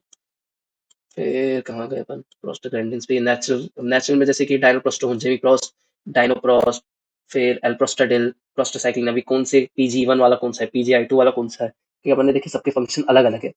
प्रोस्टाग्लैंडिन एनालॉग्स में बात करते हैं कार्बोप्रोस्ट 15 मिथाइल, PGF2 अल्फा, मीसोप्रोस्टोल, लेटेनोप्रोस्ट, ट्रेवोप्रोस्ट, बाइमेटोप्रोस्ट। अभी मीसोप्रोस्टोल को उस पे भी यूज करते हैं जो अपने मेडिकेटेड अबॉर्शन होते हैं ना, तो उसमें मीफेप्रिस्टोन एंड मीसोप्रोस्टोल के कॉम्बिनेशन देते हैं। एक गोली मीफेप्रिस्टोन 200 mg और तो ये मीफेप्रिस्टोन बच्चे को मतलब जो 9 टू 10 वीक्स तक के, या इंटरनेशनली कहें तो 12 वीक्स तक के क्या करती है, जो बच्चा और मदर के बीच का कनेक्शन होता है मीफेप्रिस्टोन फर्स्ट डोज में उसको काट देगी। ठीक है। अब लेकिन अब बच्चे को बाहर निकालना है तब देते हैं मीसोप्रोस्टोल। मीसोप्रोस्टोल क्या करता है, ब्लीडिंग कराता है और कॉन्ट्रैक्शन पेन क्रैम्पिंग्स क्रिएट करता है। तो उसकी वजह से क्या होता है, धीरे धीरे धीरे धीरे ब्लड के साथ साथ वो जो सॉर्ट ऑफ फीटस है 3 to 4 centimetre 5 centimetre at max, तो वो फिर पास आउट हो जाता है। ऐसे मतलब वो होता है MTP, medical termination of pregnancy. और फिर एक सर्जिकल ऑप्शन हो जाता है जिसपे कि आई थिंक DNC प्रोसीजर बोलते हैं उसको। एंड DNC प्रोसीजर बहुत रिलेटिवली देखा जाए तो DNC प्रोसीजर बहुत ईजी है, पर देखने में बहुत डरावना सा लगता है DNC प्रोसीजर। आई थिंक मेरी कोचिंग पे मेरे को एक डॉक्टर पढ़ाते थे तो उन्होंने दिखाया था एक वीडियो। तो DNC प्रोसीजर में क्या रहता है, जनरल एनेस्थीसिया देता है। मैं ऑब्वियस टॉपिक से थोड़ा बहुत ही अलग बात कर रहा हूँ, बट बता रहा हूँ तो अच्छे से बता दो। तो DNC प्रोसीजर जो होता है उसमें आई थिंक 9 वीक्स के बाद, इस 9 हफ्ते के बाद इसे करा सकते हैं, 9 to 10 वीक्स के बाद। एंड इस पे क्या होता है कि भाई जनरल एनेस्थीसिया देंगे पेशेंट को, पेशेंट थोड़ा सा लाई डाउन होकर रेस्ट हो जाता है। 20 मिनट का प्रोसीजर होता है, छोटा सिंपल सा। एक डायलेट करते हैं, मतलब ऑब्वियसली जो पैसेज है वेजाइना वेजाइना से पूरा डायलेट करते हैं, दर्द भी नहीं देता है सर। और एक सॉर्ट ऑफ एक डिवाइस होता है जिससे सक्शन क्रिएट होता है, एक पंप। जो तुमने वो देखा है ना ऐसा वैक्यूम क्लीनर जैसा, तो ऐसे ही कुछ समझ लो। वैक्यूम क्लीनर से एक पाइप है, वो अंदर डालेंगे और उससे जो भी टिश्यू रहते हैं वो एकदम से खींच लेते हैं। वो खींच लेते हैं एंड ईजिली मतलब 20 मिनट्स में ये चीज़ हो जाती है, बहुत ज़्यादा दिक्कत नहीं होती। ब्लीडिंग व्लीडिंग भी इस पे बहुत ज़्यादा ऐसा कुछ खास नहीं होती।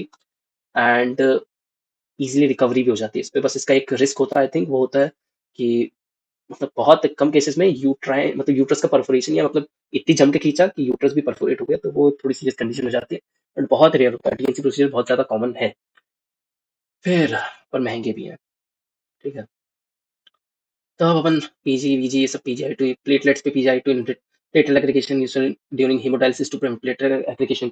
ये ब्लड कोएगुलेशन चैप्टर जब पढ़ेंगे तो उसमें आएगा कि भाई एस्पिरिन और एस्पिरिन का एक्शन के बारे में ये काफ़ी ज़्यादा चर्चे में होता है। आँखों के बारे में मैंने बताया कि ग्लाउकोमा में कैसे यूज़ करते हैं, यूट्रस में लोग अब पूरा ही बता दिया अभी कि मिड टर्म अबॉर्शन अबॉर्शन। ये टेबल को एक बार पढ़ लोगे तो तुमको फिर ये चीज़ इतनी ज़्यादा बॉदर नहीं करेगी और इतना ज़्यादा पढ़ना भी नहीं पड़ेगा। इतना बॉदरिंग नहीं करनी है अपन फालतू में। पॉइंट ऑफ इलेक्ट्रॉन डिस्फंक्शन, यही सेम चीज जो है ना, ये सेम ट्रिक अपन एंडोक्राइन में पढ़ रहे होंगे, ठीक है। तो यही सब आएगा वापस से। फिर ट्रीटमेंट है therapeutic use of prostaglandins in obstetrics, abortion, induction labour, PPH, postpartum haemorrhage. वही टेबल पढ़ लो, सब कुछ उसी में है एक एक वर्ड में। एडवर्स इफेक्ट क्या क्या है, nausea, vomiting, diarrhoea, fever, flushing, hypertension, back ache due to uterine contraction, injection painful due to sensitization of nerve endings. तो ये क्योंकि प्रोस्टाग्लैंडिन पेन को करा रहा था, पेन कराता है प्रोस्टाग्लैंडिन सिक्रीशन, तो ऑब्वियसली जब इसका इंजेक्शन के आसपास जब जाएगा तो साइट में भी पेन ज्यादा होगा क्योंकि सेंसिटाइज हो जाएंगे नर्व एंडिंग्स, इसलिए। ल्यूकोट्राइन्स के बारे में अपन 259 है, ल्यूकोट्राइन्स भी आगे है, तो इसको अपन थोड़ा सा आगे देखेंगे ल्यूकोट्राइन्स के बारे में पूरा। एनसेड्स का क्लासिफिकेशन, अब देखो एनसेड्स मैंने बताए थे, तो अब यहाँ पे पहुंच गए अपन एनसेड्स के बारे में। तो NSAIDs non anti inflammatory drugs या फिर एंटीपायरेटिक्स एनाल्जेसिक्स। ये एंटीपायरेटिक मतलब फीवर भी रिड्यूस करता है और एनाल्जेसिक दर्द को भी रिड्यूस करता है। जैसे पैरासिटामोल है तो वो दर्द पेन को भी रिलीव करता है और साथ साथ अपना बुखार को भी रिलीव करता है, बट पैरासिटामोल इन्फ्लेमेशन को रिलीव नहीं करता। मतलब कहीं भी सूजन है, सूजन वूजन हो गई तो वो उसको रिलीव नहीं करेगा पैरासिटामोल।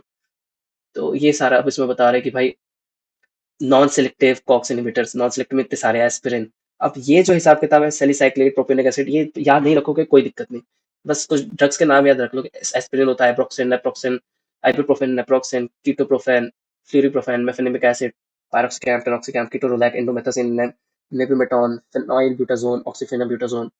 ये नॉन सेलेक्टिव में आ गया। प्रेफरेंशियल कॉक्स 2 में कौन से, nimesulide, diclofenac, aceclofenac, meloxicam, etodolac, selective COX 2। Preferential और सिलेक्टिव में फर्क क्या हो गया?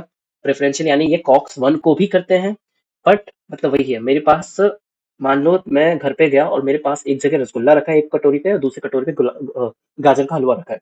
तो मैंने गाजर का हलवा प्रेफरेंशियली ज्यादा खाया, ठीक है, 2-3 बार मैंने गाजर का हलवा मंगा लिया और रसगुल्ला मैंने एक बार खाया। तो प्रेफरेंशियल मैंने प्रेफरेंस किसको दी? गाजर के हलवे को दी। उस तरह से कॉक्स 2 मतलब ये जो ड्रग्स है ये कॉक्स 1 पे भी एक्ट कर रही होंगी, बट प्रेफरेंशियली कॉक्स 2 को इनहिबिट ज्यादा करती है, इसलिए इसको रखा गया सिलेक्टिव, यानी कि अब मेरे को सिर्फ गाजर का हलवा खाना है, रसगुल्ले की तरफ मैं देखूंगा तो सिलेक्टिव होगी, एकदम सिलेक्टिव।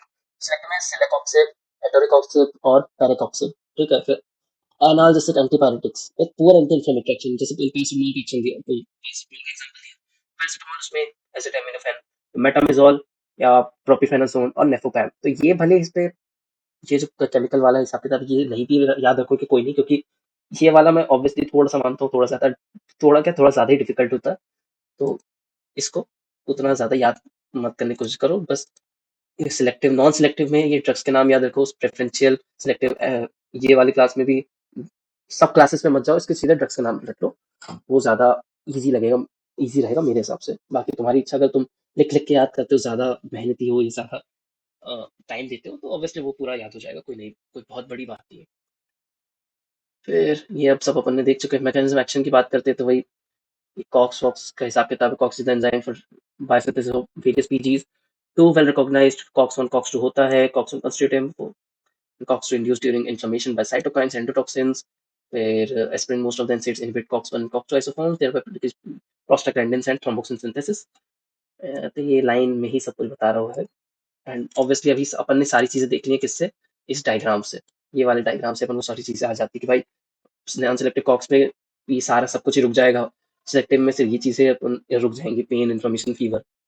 प्रेफरेंशियल और नॉन सिलेक्टिव, वो प्रेफरेंशियल सिलेक्टिव, इस हिसाब से भी ये सबके एक्शन, जैसे कि एस्पिरिन जो है ना, ये प्रोटोटाइप ड्रग है, तो इसी से ही सारी चीजें बता रहा है कि analgesic effect, antipyretic effect, anti inflammatory effect. तो इतना याद रखो, एनाल्जेसिक दर्द से रिलीफ करेगा, ठीक है।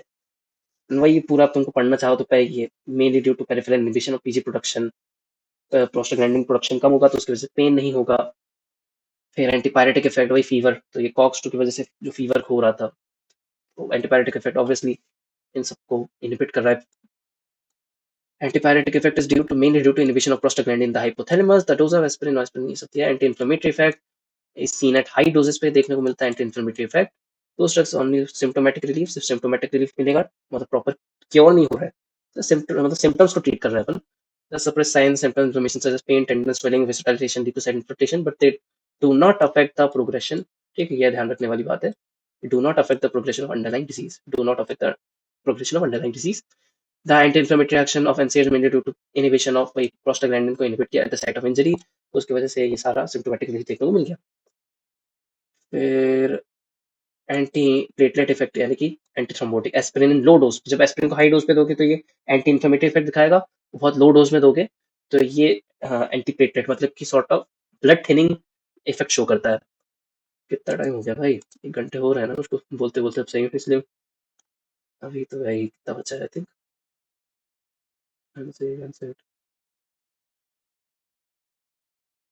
रेस्पिरेटरी, हाँ 273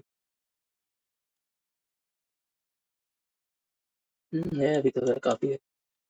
फिर एंटीप्लेटलेट इफेक्ट की बात करते हैं तो ये वही बता रहा था मैं। ये देखो इस डायग्राम से देखो, एस्पिरिन को दोगे तो पीजीआई2 को इनहिबिट करता है, पीजीआई2 क्या कराता है? Vasodilation and inhibit platelet aggregation, platelet aggregation को रोक देता है पीजीआई2। तो अब प्लेटलेट एग्रीगेट मतलब क्या करते हैं, होने लगेंगे। पीजीआई2 जो था वो प्लेटलेट एग्रीगेशन को रोकता था, पीजीआई2 को इसने बंद कर दिया तो प्लेटलेट एग्रीगेशन होने लगेगा। और साथ साथ टीएक्सए2, लो डोज एस्पिरिन जब देते हैं तो टीएक्सए2 पे इफेक्ट होता है, टीएक्सए2 क्या करता है? Vasoconstriction, promote. तो अब ये वही बता रहा है कि भाई irreversibly inhibits platelet TX thromboxane A2 synthesis and produce anti platelet effect. Anti platelet effect होगा जो कि 8 से 10 दिन तक चलता है, तो ऑब्वियसली इसकी वजह से ब्लड थिन हो जाता है। And aspirin high doses inhibits both PGI two and TXA two synthesis. जब हाई डोज पे दोगे तो दोनों इनहिबिट होंगे, और जब लो डोज पे दोगे सिर्फ टीएक्सए2 इनहिबिट होगा, ठीक है। तो हेंस प्लेटलेट इज लॉस्ट। तो अब ये लॉस्ट हो गया क्योंकि भाई ये पीजीआई2 टीएक्सए2 दोनों अपोजिट काम कर रहे हैं, ठीक है, समझ रहे हो ना? पीजीआई2 क्या कराता है? प्लेटलेट एग्रीगेशन को रोकता है, ठीक है। तो अब एस्पिरिन हाँ, और TXA2 क्या कराता है, प्लेटलेट एग्रीगेशन को प्रमोट करता है। अब एस्पिरिन को जब तुम हाई डोज में दोगे 2 से 3 ग्राम पर डे पे, तो दोनों ही ऑब्वियसली दोनों के फंक्शंस क्या हो गए, काउंटर बैलेंस हो गए, एंड उसकी वजह से जो एंटीप्लेटलेट इफेक्ट होता है वो लॉस्ट हो जाता है। वहीं पे अगर तुम लो डोज में दे रहे हो तो उसमें सबसे प्रेफरेंशियली TXA2 पे वार करता है, TXA2 पे वार करेगा, TXA2 को इनहिबिट करेगा, तो उसकी वजह से क्या होगा, प्रमोट प्लेटलेट एग्रीगेशन रुक जाएगा, प्लेटलेट एग्रीगेशन रुकेगा, एंटी प्लेटलेट इफेक्ट शो होगा, एंटी प्लेटलेट इफेक्ट शो होगा, तो उसकी वजह से खून पतला हो जाएगा, ये सॉर्ट ऑफ क्लॉटिंग इजीली नहीं हो पाएगी। तो यही सेम चीज अपन, ये सेम मैकेनिज्म एक्शन अपन कहाँ पढ़ेंगे, जब अपन ब्लड वाले चैप्टर को पढ़ते तब उसमें acid base and electrolyte balance पे GIT में एस्पिरिन क्या कराता है, तो ये सब लिखा हुआ है कि aspirin inhibit is in the gastric mucosa से प्रोस्टाग्लैंडिन कम होते हैं, तो क्या loss of protective function loss हुआ तो गैस्ट्रिक इरिटेशन और पेप्टिक अल्सर चांस बढ़ जाते हैं, क्योंकि HCl इंक्रीज हो जाता है। Aspirin acidic pH of stomach exists in unionized form, enter the mucosal cell, ionized and become indiffusible, acute ulcer, erosive gastritis, hemorrhage। ये एस्पिरिन के बारे में एक और चीज बताइए, देखो जो भी ड्रग अनआयनाइज्ड फॉर्म होती है ना, यानी कि अभी उसमें पोलैरिटी डेवलप नहीं हुई है, तो वो इजीली लिपिड सॉल्युबल कैटेगरी में आती है, लिपिड सॉल्युबल है। कोई भी सेल है अपना, ठीक है, कोई भी सेल होता है, तो ये सॉर्ट ऑफ इसमें हर सेल में लिपिड है, तो ऑब्वियसली कोई ऐसी ड्रग ज्यादा इजीली एब्जॉर्ब होगी जो कि लिपिड सॉल्युबल हो, अंदर पहुंच जाएगी। ठीक है, तो ये भी वही बोल रहा है कि भाई जब aspirin low acidic pH of stomach पे जाता है, existent unionised form, mucosal cell है, उसमें प्लाज्मा मेम्ब्रेन पे लिपिड्स है, एंटर कर जाएगा आराम से। अब जैसे ही पीएच चेंज होगा, पीएच हल्का बेसिक हुआ, तो आयनाइज हो जाता है एस्पिरिन। आयनाइज हो गया तो ऑब्वियसली अब लिपिड सॉल्युबल चीज थी, मतलब वही है कि लिपिड सॉल्युबल था, अंदर पहुंचा मेम्ब्रेन के, अब वो चेंज हो गया, वो आयनाइज हो गया, अब वो वाटर सॉल्युबल कैटेगरी में आ गया। तो अब ये लिपिड को तो पार नहीं कर सकता, क्यों, क्योंकि लिपिड सॉल्युबल और वाटर सॉल्युबल दोनों हाई, मतलब क्या कह सकते हैं, हाइड्रोफोबिक कंडीशन प्रोड्यूस हो जाएगी, hydrophobic. Ionize and become indiffusible with in the अंदर, म्यूकोजल सेल के अंदर पहुंचने के बाद भाई के रंग चेंज हो गए, रंग चेंज हो गए तो अब वो बाहर नहीं जाएगा, बाहर नहीं जा सकता, ठीक है, बाहर नहीं जा सकता, तो उसकी वजह से वो वहां पे जमा होने लगेगा, जमा होगा तो उसकी वजह से क्या होगा, acute ulcer, erosive gastritis, haemorrhage होने के चांस ये सब बढ़ जाते हैं। तो ये इसकी वजह से अपन जो कहते हैं ना एनसेड्स इंड्यूस पेप्टिक अल्सर, तो ये उसका मैकेनिज्म होता है कि भाई कैसे एनसेड इंड्यूस, एनसेड्स अगर कोई हद से ज्यादा एस्पिरिन को खाए जा रहा है बहुत टाइम से, उसको पेप्टिक अल्सर के चांस बढ़ जाते हैं, क्यों, क्योंकि ये उसका कारण होता है, अंदर पहुंच गई ड्रग और फिर अब बाहर नहीं निकल सकती, तो वहीं पे वो एक्ट करते करते अल्सर का फॉर्म, अल्सर प्रोड्यूस कर रही है। CVS की बात करते हैं, CVS में प्रोलॉन्गेशन सोडियम वाटर रिटेंशन कराता है। ऑब्वियसली सोडियम और वाटर अगर बॉडी में बढ़ेगा तो उससे पहली बात तो हाइपरटेंशन बढ़ जाएगा, और make precipitate congestive cardiac failure, तो उसमें भी यही होता है कि भाई कंजेशन बढ़ जाता है, क्योंकि सोडियम वाटर बहुत ज्यादा हो गया बॉडी में, तो हार्ट को पंप करने में दिक्कत जाएगी, उतनी ज्यादा मेहनत लगेगी, तो कार्डिक फेल, मतलब हार्ट फेल होने के चांसेस बढ़ जाते हैं। फिर यूरेट एक्सक्रीशन की बात करते हैं, therapeutic inhibit urate secretion the न्यूरोट्यूबुलर्स, increase plasma urate levels, high doses, तो ये यूरिक एसिड को भी बढ़ाते हैं, थेरेप्यूटिक डोजेस इंक्रीज कर देते हैं, इन high doses salicylic inhibit resolution uric uric acid के साथ भी ये डिस्टर्बेंस क्रिएट करता है लॉन्ग टर्म पे अगर देखा जाए तो। फार्माकोकाइनेटिक्स की बात करते हैं, सल्साइक्लेट्स यानी aspirin are rapidly absorb from upper GI tract, highly bound to plasma protein, binding saturable salicylate well distributed throughout the tissue body, metabolize होगा लिवर से, और एक लो डोज पे ये फर्स्ट ऑर्डर काइनेटिक्स को follow करते हैं, स्कैलिनेशन, एंड विद हाई डोजेस ये जीरो ऑर्डर काइनेटिक्स फॉलो करने लग जाते हैं। After this increase salicylate increase plasma, urine से ये बाहर निकलते हैं। एल्कलाइनाइजेशन of urine increases the rate of excretion of salicylates, मतलब ये एस्पिरिन जो है, एस्पिरिन सॉर्ट ऑफ एक तरह से एसिडिक ड्रग की कैटेगरी में पहुंच जाती है, तो उसके लिए जब उसे यूरिन को एल्कलाइज करेंगे ना अपन, तो वो इजीली उतने ज्यादा क्या कर सकते, उतनी जल्दी एक्सक्रीट आउट हो पाएगी। अब तो सही में यार नींद भी आने लगी है। एंड सैलिसाइलिन ड्रग इंटरेक्शन, तो ये सारा भी, क्योंकि 5 नंबर पे ये तो पक्का आ जाता है, एनसीड्स का एक क्वेश्चन 5 नंबर पे भाई तय है, ठीक है, तो इसको पढ़ के जाना अच्छे से। फिर ये गाउट वाउट के बारे में, रूमेटॉइड आर्थराइटिस, ये भी 5-5 नंबर में कभी कोई एक क्वेश्चन पूछ सकते हैं, तो कोई नई बात नहीं ऑटोकॉइड ये चीज पूछने के लिए, ये इंपॉर्टेंट बात है। फिर अभी भी बचा है, थिंक 30-40 मिनट का तो बचा है, ठीक है, मेरा गला दिक्कत कर रहा है, तो मैं थोड़ा सा ब्रेक लूंगा, रुको। हाँ, तो शायद ब्रेक थोड़ा ज्यादा ही लंबा हो गया था, एक सेकंड। कहाँ पे थे अपन, डोसेज रेजिमेन, एस्पिरिन के बारे में पूरी बात हो चुकी थी, ठीक है, अब डोसेज रेजिमेन की बात करते हैं एस्पिरिन पे। तो एनाल्जेसिक डोज, मतलब कि अगर दर्द हटाना है तो कितना डोज दोगे 2 से 3 ग्राम पर डे के हिसाब से, ठीक है, ऐसा नहीं कि एक बार पे दे दिया। इन डिवाइडेड डोजेस आफ्टर फूड पे दे रहे हो। एंटी इन्फ्लेमेटरी डोज 4 से 6 gram per day in divided dose after food. Antiplatelet 50 से 325 mg पर डे, ठीक है। लो डोज एस्पिरिन पे ही अपन को एंटीप्लेटलेट एक्शन देखने को मिलता है। अभी ऊपर अपन ने बात कर चुके थे कि भाई लो डोज पे देखने को मिलेगा, हाई डोज पे भाई एंटी इन्फ्लेमेटरी साइड में पहुंच जाता है वो, एंटी इन्फ्लेमेटरी और एनाल्जेसिक डोज। फिर इनकी बात हो गई। एडवर्स इफेक्ट की बात करते हैं अब, थोड़ा थोड़ा तो यार लगभग चीजें आ गई होंगी समझ में। तो एडवर्स इफेक्ट में जीआईटी में nausea, vomiting, dyspepsia, epigastric pain, acute gastritis, ulceration, GI bleeding, सबके लगभग वही सेम ही रहते हैं, बहुत ज्यादा डिफरेंस होता है। Ulcerogenic effect is the major drawback of NSAIDs, तो इसका अल्सरोजेनिक इफेक्ट होता है। फिर कैसे प्रिवेंट कर सकते हो इसको, तो एनसेड फूड के बाद लो, मतलब खाली पेट लोगे तो चांस बढ़ जाते हैं अल्सर होने के, ठीक है। फिर buffered aspirin, preparation aspirin with antacid, antacid रहेगा तो साथ साथ मतलब वही सैलिसाइलिक एसिड, एसिडिटी होने के चांसेस कम हो जाएंगे, एंड ऑल दैट, ये सारी दिक्कतें, डिस्पेप्सिया, वॉमिटिंग, ये सारी चीजें होने से रिलीफ मिलेगा। फिर proton pump inhibitors, H2 blockers, misoprostol with antacid. Proton pump inhibitors अपन इस पे देखेंगे, जीआईटी वाले पे, कि जो बहुत ही कॉमन पेंटाप्रोजोल, तो आई थिंक काफी लोगों ने सुना होगा, पेंटा 40 के नाम से बिकती है वो दवाई, तो प्रोटॉन पंप इनहिबिटर।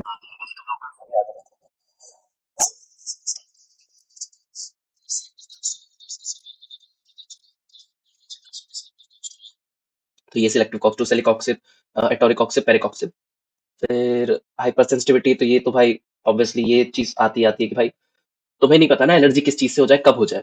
तो वैसे hyper sensitivity, skin rashes, urticaria, rhinitis, bronchospasm, angioneurotic oedema, and rarely anaphylactoid reaction, but हो सकता है।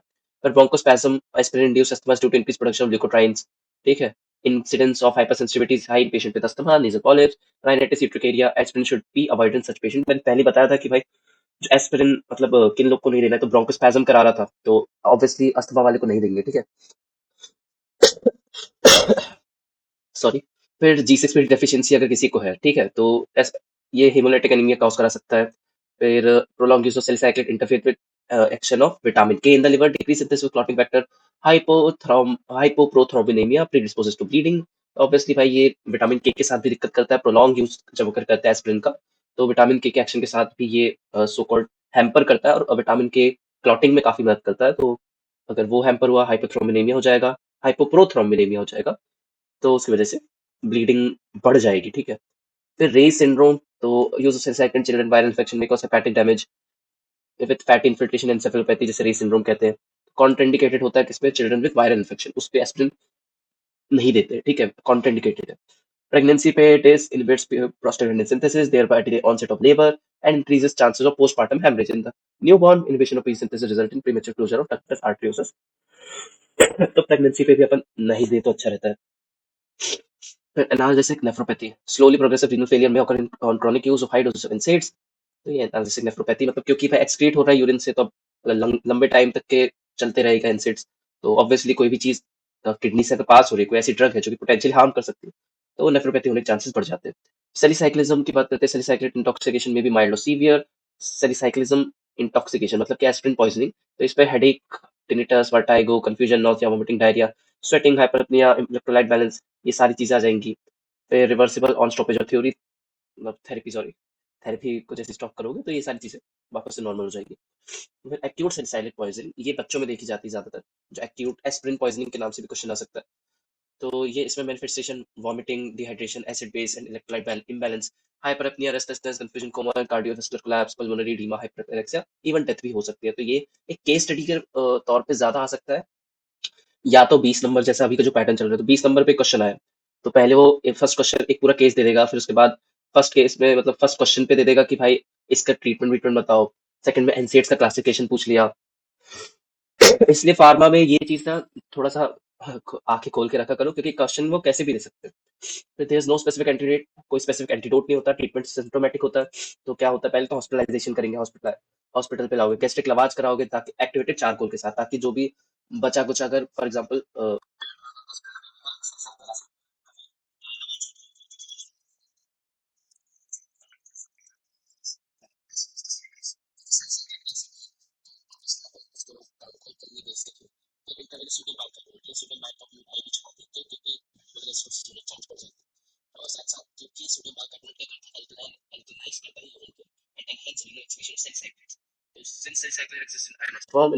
तो ऑब्वियसली भाई काउंटर करना है अपन को। एक्सटर्नल कूलिंग, क्योंकि भाई सॉफ्ट सॉर्ट ऑफ क्या हो जाएगा, उसको हाइपर पायरेक्सिया जो बोलते हैं ना, यानी बहुत तेज बुखार आएगा, तो एक्सटर्नल कूलिंग कर रहे हैं उसको। फिर हीमोडायलिसिस इन सीवियर केसेस में हीमोडायलिसिस कर रहे हैं कि ब्लड स्ट्रीम से भी जो स्ट्रेन है वो निकल जाए। Vitamin K one and blood transfusion, if there is bleeding, अगर ब्लीडिंग हो रही है तो विटामिन के वन का इंजेक्शन और ब्लड ट्रांसफ्यूजन रेडी रखेंगे। ड्रग इंटरेक्शंस, अब ये वही बात आ गई कि अभी जैसे इसका मैं फिर भी बता सकता हूँ, जैसे एनसेड टू ग्लूकोकॉर्टिकॉइड, तो ग्लूकोकॉर्टिकॉइड्स होते हैं अपने कॉर्टिकोस्टेरॉइड्स के अंदर, तो पोटेंशिएशन ऑफ जीआई कॉम्प्लिकेशन अगर है तो वो और ज्यादा बढ़ सकती है, nausea, vomiting, dyspepsia, epigastric pain, acute gastritis, ulceration, GI bleeding, ये सारी चीजें बढ़ सकती है अगर एनसेड्स और कॉर्टिकोस्टेरॉइड्स को साथ में दे रहे हैं, तो उसके कॉम्प्लिकेशन बढ़ सकते हैं जीआई के। फिर अब जैसे सल्फोनिलूरिया, ये वाला जो काम है, ये ओरल एंटी डायबिटिक ड्रग्स पे आता है। तो ड्रग इंटरेक्शंस को तुम खुद से पढ़ो, और फर्स्ट टाइम पे हो सकता है कि तुम्हें समझ में ना आए, क्योंकि ऑब्वियसली यार ये अलग अलग चैप्टर से मिलके बनता है ड्रग इंटरेक्शन। तो फर्स्ट रीडिंग अगर कर रहे हो तो ठीक है, अभी स्किप कर सकते हो। जब पूरा एक बार पढ़ लोगे उसके बाद ड्रग इंटरेक्शंस को पूरा पढ़ो। नहीं तो एक, ऑब्वियसली अगर पहले से थोड़ा सा आइडिया है तो जस्ट एक बार रीड कर लो, भली समझ में ना आए कोई बात नहीं, जैसे जैसे तुम सिलेबस खत्म करते जाओगे उतने जल्दी तुमको फिर ये समझ में आते जाएगा। हाँ, clinical use of NSAIDs. Clinical use क्या क्या है भाई, देखो एनाल्जेसिक की तरह दे सकते हैं पेन कंडीशन पे, एंटीपायरेटिक बुखार कम करने के लिए, ऑस्टियोआर्थराइटिस, इवन आर्थराइटिस पे भी वही, in mild cases paracetamol use, severe cases में NSAIDs, other NSAIDs and more effective than paracetamol. Topical agent methyl salicylate, diclofenac gel, तो वही दर्द हटाने के लिए। रूमेटॉइड आर्थराइटिस अपन आगे अच्छे से और अभी देखेंगे। फिर एक्यूट रूमेटिक फीवर, इस पे भी aspirin is the preferred drug, reduces fever, relieve swelling in joint pain but does not affect the normal course of the disease। मैंने पहले बताया था कि NSAIDs as such disease underline cause को ठीक नहीं करते, symptomatic treatment, symptomatic relief provide करते हैं।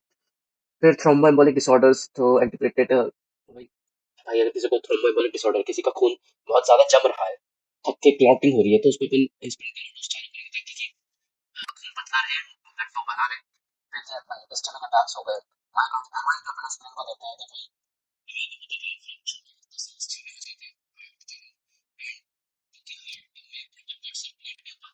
उसकी वजह से अपने जो टिश्यू है वो सड़ने लगती है, तो वही स्टेट कहलाती है मायोकार्डियल इंफार्क्शन। तो एमआई में अपन इसको देंगे तो खून पतला हो जाएगा, तो अगर मान लो कहीं पे ब्लॉकेज है भी और बहुत माइन्यूट सा अमाउंट है अभी कि जहाँ से ब्लड पास हो सकता है, खून पतला हो गया तो थोड़ा सा पास होते रहेगा ब्लड, एंड एमआई से रिलीफ मिल जाएगा। तो reduce incidence of recurrent MI, मतलब कि अगर मान लो किसी को पहली बार एमआई का एक एपिसोड हो गया एंड उसका अपन ने फिर पूरा एक एंजियोग्राम अपन ने कराया, एंड उससे अपन को पता चला कि भाई यहाँ पे क्लॉटिंग है, प्रॉपर मान लो 50% 40% क्लॉटिंग है, एंड बाद में इन फ्यूचर भी इससे इस बंदे को एमआई हो सकता है, फिर से सेकंड एपिसोड आ सकता है, तो उनको कहेंगे कि भाई आप ये एस्पिरिन की गोली चलने दीजिए, लाइफ लॉन्ग है जितना मतलब टाइम, और साथ साथ कहेंगे उनको सबसे पहली चीज तो लाइफस्टाइल मॉडिफिकेशन हमेशा प्रिस्क्राइब करते हैं ऐसी चीजों पे कि भाई आप थोड़ी सी हल्की सी एक्सरसाइज कीजिए, धीरे धीरे आप हेल्दी डाइट लीजिए, एंड साथ साथ ही दवाई चलने दीजिए। But lifestyle modification most of the time वो लोग लिखना भूल जाते हैं एंड बताना भूल जाते हैं, तो इसलिए ट्राई करो, एक अच्छे डॉक्टर बनने की कोशिश करो कि भाई पहले लाइफस्टाइल मॉडिफिकेशन की तरफ ले जाओ इंसान को, कि बिना दवाइयों के वो ठीक हो पाए। जब नहीं मान रहा है, थोड़ा ढीठ पेशेंट है, या बहुत ही ज्यादा मतलब अ, समझ नहीं पाता है, या फिर समझ में कुछ होते हैं जिद्दी पेशेंट, तब फिर तुम उन्हें दवाई के सहारे जिंदा रखने की कोशिश करते हो। बट फर्स्ट तुम चाहो कि भाई उनसे बॉन्ड बने एंड वो बात को समझे कि भाई दवाई लेने से अच्छा है बिना दवाई के अगर आप ठीक हो सकते हो तो थोड़ी मेहनत करो। फिर अदर यूज में वही पेटेंट डक्टर्स, आर्ट्रोसस, कोलोरेक्टल कैंसर, बहुत सारे इसके यूजेस हैं, तो इस पे अपन लगभग हो गया है, ठीक है। एस्पिरिन पर is really used at present, क्यों? क्योंकि इसके डिसएडवांटेज क्या है, आजकल आजकल ज्यादा यूज नहीं करता एस्पिरिन को, क्यों? Short duration of action, require large doses, frequent administration, gastric irritation, ulcerogenic effect होता है इसका, मेन ड्रॉबैक जो एनसेड्स का है। फिर salicylin should be avoided with viral infection, वही रेस सिंड्रोम करा दी गई। फिर एनसेड में प्रेसिपिटेट ब्रोंकोस्पैज्म पेशेंट, ब्रोंकोअस्थमा, तो ब्रोंकोअस्थमा वाले को भी नहीं देंगे। तो ये सारे अभी चिल्ड्रन में इसमें नहीं देते, तो ये इसलिए आजकल इससे बेटर ड्रग्स आ गए हैं, इसलिए नहीं दे रहे एस्पिरिन को। अदर एनसेड्स की बात करते हैं तो और कौन कौन से हो गए, तो निम्सलाइड हो गया, प्रेफरेंशियल कॉक्स 2, इसका ये used in dysmenorrhoea, osteoarthritis, skin soft tissue, bone inflammatory condition. अब डिस्मेनोरिया जिसको नहीं पता, डिस्मेनोरिया मतलब कि पेनफुल पीरियड्स, ठीक है, ये ऑब्स गाइनी वाला टॉपिक ज्यादा डेप्थ में आता है। डिस्मेनोरिया मतलब कि पेनफुल पीरियड्स, किसी को पीरियड्स हो रहे हैं पेनफुल, दो टाइप के होते हैं, प्राइमरी सेकेंडरी, जब आओगे तो पढ़ोगे कि भाई प्राइमरी और सेकेंडरी में फर्क क्या होता है। फिर रूट ऑफ ये आइबुप्रोफेन, कि भाई इसकी moderate anti inflammatory effect, better tolerated aspirin, you can be used in children. Ibuprofen 400 से 600 mg का डोज, टीडीएस पे। तो आइबुप्रोफेन काफी ज्यादा कॉमन पेन किलर्स में से है बच्चों में। डाइक्लोफेनाक भी उसी तरह से बहुत मतलब पॉपुलर एक पेन किलर की तरह यूज होती है, तो इस पे रेक्टल रूट, ये मतलब रेक्टल रूट से भी दे सकते हैं, ठीक है। तो कभी कभार जैसे आई थिंक एक दो बार ऐसा क्वेश्चन है 2 नंबर पे कि जहाँ पे बताओ ऐसी 4 ड्रग्स के नाम बताओ जो कि रेक्टली दिया जा सकता है। सेकंड नाम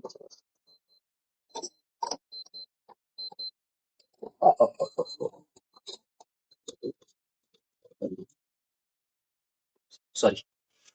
हाँ, तो कहाँ थे अपन? डाइक्लोफेनाक के बारे में चर्चा हो गई कि रेक्टली भी दे सकते हैं। सिर्फ वही बोल रहा था 4 ड्रग जो कि रेक्टली दे सकते हैं, तो डाइक्लोफेनाक, पैरासिटामोल, आई थिंक बिसाकॉइड एक ड्रग है, और एक और चौथी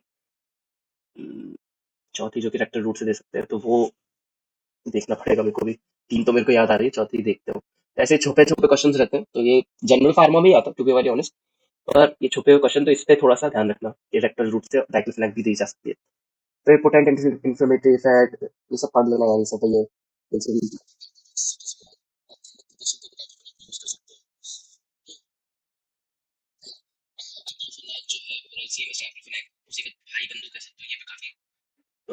सॉर्ट ऑफ वो बोलते हैं, पॉपुलर पेन किलर्स में आती है। फिर इंडोमेथासिन, पायरोक्सिकैम, कीटोरोलैक का एक थोड़ा सा बस हल्का सा आइडिया ले लो। Ketorolac potent potent analgesic effect and efficacy is equal to morphine, मतलब मॉर्फिन एनसेड होने के बाद भी ये दर्द को उस लेवल पे कम करता है जिस हिसाब से एक सेंट्रल लेवल, जो सेंट्रल क्या बोल सकते हैं, सेंट्रल लेवल की जो पेन किलर होती है ना, जो कि पेन को पहले मॉर्फिन, जैसे मॉर्फिन का एक्शन ये होता है कि ये दिमाग में जाएगी, दिमाग से पूरे पेन रिसेप्टर्स को ब्लॉक कर देती है। तो ऑलमोस्ट एफिकेसी इसकी इक्वल होती है, potent analgesic effect equal to morphine, ketorolac की। Relieves pain without respiratory depression, hypotension and drug dependence. इस पे अब मॉर्फिन पे तो ड्रग डिपेंडेंस होती है, कीटोरोलैक पे ड्रग डिपेंडेंस नहीं होती, तो ये काफी अच्छी बात हो जाती है। क्योंकि कोई सीवियर पेन वाला बंदा आया, तो बहुत सीवियर पेन है उसको, तो कीटोरोलैक देना ज्यादा बेटर होगा as compare to morphine. It is also used in renal colic, post operative metastatic cancer pain, ये सब में भी यूज कर सकते हैं, ठीक है। Oral IV ophthalmic.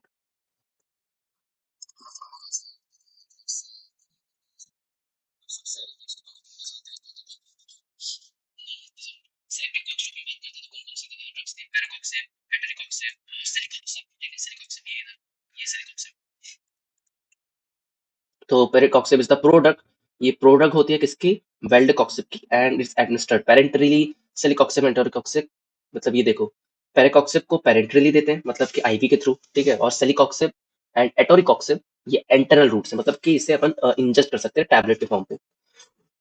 तो ये गैस्ट्रिक फ्रेंडली होती है क्योंकि सिलेक्टिवली है, तो gastric friendly GI irritation, peptic ulcer are rare.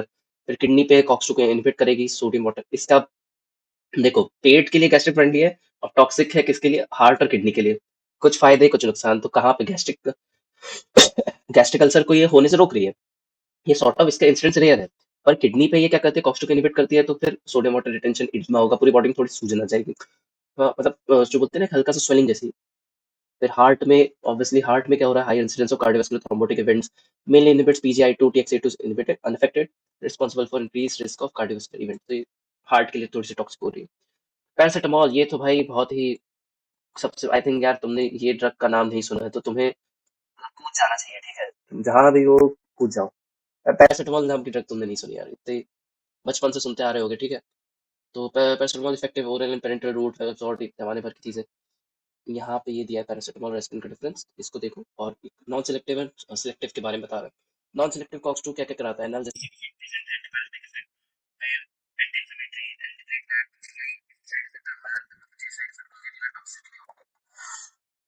तो ये देखो, नॉन सिलेक्टिव यानी कि कॉक्स वन कॉक्स टू दोनों को ही इनहिबिट करता है, सिलेक्टिव यानी जो सिर्फ कॉक्स टू है, कॉक्स वन को नहीं करता। तो ये इसके पास क्या डिफरेंस आ रहा है? कॉक्स टू वाले में एंटीप्लेटरी इफेक्ट शो नहीं होगा, और जीआई साइड इफेक्ट लेस होंगे, बाकी सब लगभग तुम देखोगे तो लगभग सब कुछ सेम चल रहा है। क्योंकि ये analgesic, antipyretic, anti inflammatory effect तो कॉक्स टू की ही देन है। तुम अगर वो चार्ट जो याद होगा, ये चार्ट,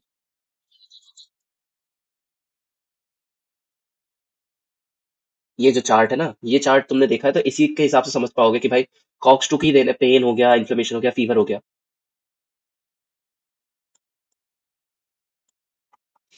कहाँ पे आ गए अपन? ये डिफरेंस देख लो एस्पिरिन और पैरासिटामोल के। एस्पिरिन और पैरासिटामोल ये सेलिसाइक्लेट डेरिवेटिव है, ये paraaminophenol derivative, analgesic, antipyretic, potent anti inflammatory effect. इसमें एंटी इन्फ्लेमेटरी इफेक्ट नहीं होता, ये पूरा एंटी इन्फ्लेमेटरी इफेक्ट होता है पैरासिटामोल में। इट कॉजेज जीआई इरिटेशन, और ये मोस्टली नहीं करता जीआई इरिटेशन। कैसा नहीं होता कि यार तुमको ऑब्वियसली पैरासिटामोल खाने के बाद तुमको हल्का सा सॉर्ट ऑफ एसिडिटी की कंप्लेन हो रही है, कुछ हो रहा है, पैरासिटामॉल से बहुत रेयरली होता है ये चीज़। In large dosage it produce acid electrolyte balance, it does not produce acid base and electrolyte balances. तो ये इसके फायदे पैरासिटामॉल के। ठीक है। फिर एंटीप्लेटलेट एक्शन, इसका कोई एंटीप्लेटलेट एक्शन नहीं होता, क्योंकि ये जो एस्पिरिन है, एस्पिरिन TXA2 को लो डोज में इनहिबिट कर रहा था, ये सिर्फ कॉक्स 2 वाला है, सिर्फ कॉक्स 2 इनहिबिट करता है, तो नहीं होता इससे कुछ खास एंटीप्लेटलेट एक्शन शो नहीं होता, एंटीप्लेटलेट खून पतला नहीं होता। अगर एस्पिरिन की पॉइजनिंग हो जाए तो उसका कोई स्पेसिफिक एंटीडोट नहीं है, ये ध्यान रखो। अगर पैरासिटामॉल की पॉइजनिंग हो जाए, पैरासिटामॉल किसी ने बहुत ज्यादा खा लिया, बच्चों में खासकर हो जाता है, तो एन एसिटाइलसिस्टीन, ये NAC के नाम से भी लिखा जाता है कभी कभी ऑप्शन पे, N acetylcysteine is the antidote. और कॉन्ट्राइंडिकेटेड में क्या, peptic ulcer, people with bleeding tendency, फिर bronchial asthma in children with and in children with viral infection, जो रेस सिंड्रोम कॉज कर सकता है। तो ये इसके कॉन्ट्राइंडिकेशंस हो गए। Paracetamol preferred analgesic and antipyretic patient with peptic ulcer, bronchial asthma, उन पे दोगे। ओके, तो कोई ज्यादा दिक्कत नहीं होगी। एक सेकेंड। हाँ, तो कहाँ पे थे अपन? फिर यूजेस क्या है इसके, antipyretic, analgesic, preferred analgesic patient, वही सब जो इस टेबल पे लिखा है वही सब फिर से रिपीट हो रहा है। एडवर्स इफेक्ट क्या है, साइड इफेक्ट पैरासिटामॉल के बहुत रेयर होते हैं, इससे बहुत टाइम से चलती आ रही पैरासिटामॉल। फिर स्किन रैशेस, नौसिया हो सकता है, हेपेटोटॉक्सिसिटी विद एक्यूट ओवरडोज और क्रॉनिक यूज, मतलब कि या तो बहुत ज्यादा एक बार में तुमने पैरासिटामॉल बहुत ज्यादा चबा लिया, या फिर क्रॉनिक यूज, मतलब कि तुम कुछ, जैसे केस आया था बहुत पहले की बात है कि एक बंदा था जिसने लगभग लगभग 1 साल से वो पैरासिटामॉल हर दिन दूसरे दिन खाया जा रहा था, तो मतलब उसको कोई दिक्कत भी नहीं होगी फिर भी खाया जा रहा था, तो उसकी वजह से उसको हेपेटोटॉक्सिसिटी, मतलब उसका लिवर फेल हो गया था। तो ये क्रॉनिक यूज पे। Nephrotoxicity is commonly seen in chronic use. Nephrotoxicity तो ऐसा है, जो भी ड्रग यूरिन के थ्रू पास होती है, तो ऑब्वियसली भाई अगर क्रॉनिक यूज पे अगर से लोगे तो नेफ्रोटॉक्सिसिटी होने के चांस बढ़ जाते हैं। एक्यूट पैरासिटामॉल पॉइजनिंग, अब इसका एक केस बन जाता है, जैसे एस्पिरिन का पॉइजनिंग का था, वैसे ही इसका बन जाता है एक्यूट पैरासिटामॉल पॉइजनिंग का। ये मेरे सेशनल में आया था, फर्स्ट सेशनल पे क्वेश्चन था। Acute overdosage mainly cause hepatotoxicity, liver के साथ दिक्कत होगी। Symptoms are nausea, vomiting, diarrhoea, abdominal pain, hypoglycaemia, hypotension, hypoprothrombinaemia, coma, और death is usually due to hepatic necrosis. अगर लिवर बहुत ही ज्यादा सड़ गया तो डेथ भी हो सकती है। Treatment mechanism, toxicity and treatment क्या है, तो टॉक्सिक मेटाबोलाइट पैरासिटामॉल, ऑब्वियसली भाई देखो, जो पैरासिटामॉल टूटती है तो एक मेटाबोलाइट बनेगा, वो टॉक्सिक होता है, तो वो डिटॉक्सिफाई का काम किसने ठेका ले रखा है, वो है लिवर ने। लिवर उसका मतलब ऑब्वियसली सारी पूरी बॉडी का जो भी टॉक्सिक मेटाबोलाइट जो बनते हैं उसको डिटॉक्सिफाई करने का काम होता है, वो होता है लिवर का। इसलिए लिवर काफी वाइटल ऑर्गन्स में से एक है।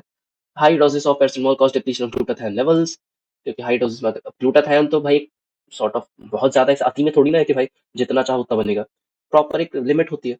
अगर हाई डोज ऑफ पैरासिटामॉल ले लोगे तो ग्लूटाथायोन अब उसे कॉन्जुगेशन, ग्लूटाथायोन उसके साथ कॉन्जुगेट करके जितना हो सके डिटॉक्सिफाई करने की कोशिश करेगा, पर एक हाई डोज में ऑब्वियसली कम पड़ गया। In the absence of glutathione, toxic metabolite का नाम क्या है, NAPQI, जैसे एन एसिटाइल पैरा बेंजो क्विनी, क्या नाम है, क्वीन क्विनोनिमी क्विनोनिमाइन क्विनोनिमाइन, या NAPQI के नाम से ज्यादा देख सकते हैं, टॉक्सिक मेटाबोलाइट। तो ये बाइंड होता है covalently with proteins in the liver and kidney and cause necrosis, तो ये नेक्रोसिस कराएगा। Alcoholics and premature infants are more prone, तो ये जो प्रीमेच्योर इन्फेंट्स होते हैं अल्कोहलिक्स, मतलब कहते हैं ना कि यार शराब पीने के बाद जितना हो सके कोई भी दवाई नहीं खानी चाहिए, तो उसमें से ये हेपेटोटॉक्सिसिटी का कारण बनता है। एन एसिटाइलसिस्टीन और oral methionine replenishes the glutathione stores of the liver and protect liver cells, तो अभी ये बता रहा है एसिटाइलसिस्टीन जो अपन देते हैं या फिर ओरल मेथिओनिन दे रहे हो, तो ये क्या करेंगे, ग्लूटाथायोन के रिजर्व को फिर से वापस रिप्लेनिश करेंगे, तो ऑब्वियसली फिर इसका काम चालू हो जाता है कि जो टॉक्सिक मेटाबोलाइट है NAPQI, उसको साथ ही बाइंड होकर कॉन्जुगेट होकर यूरिन के थ्रू पास आउट करेगा। Activated charcoal is administered to decrease absorption paracetamol from the gut and haemodialysis में ऑकन case of acute renal failure. Topical NSAIDs की बात करते हैं, तो टॉपिकल एनसीड्स भाई मतलब जो भी जैसे जेल्स के फॉर्म पे आते हैं, मतलब टॉपिकली अप्लाई कर रहे हो बाहर से, जैसे कि डाइक्लोफेनेक का जेल आ गया, आइबुप्रोफेन का जेल आते हैं, लेप्रोक्सिन के जेल्स सॉल्यूशन जैसे भी सॉल्यूशन।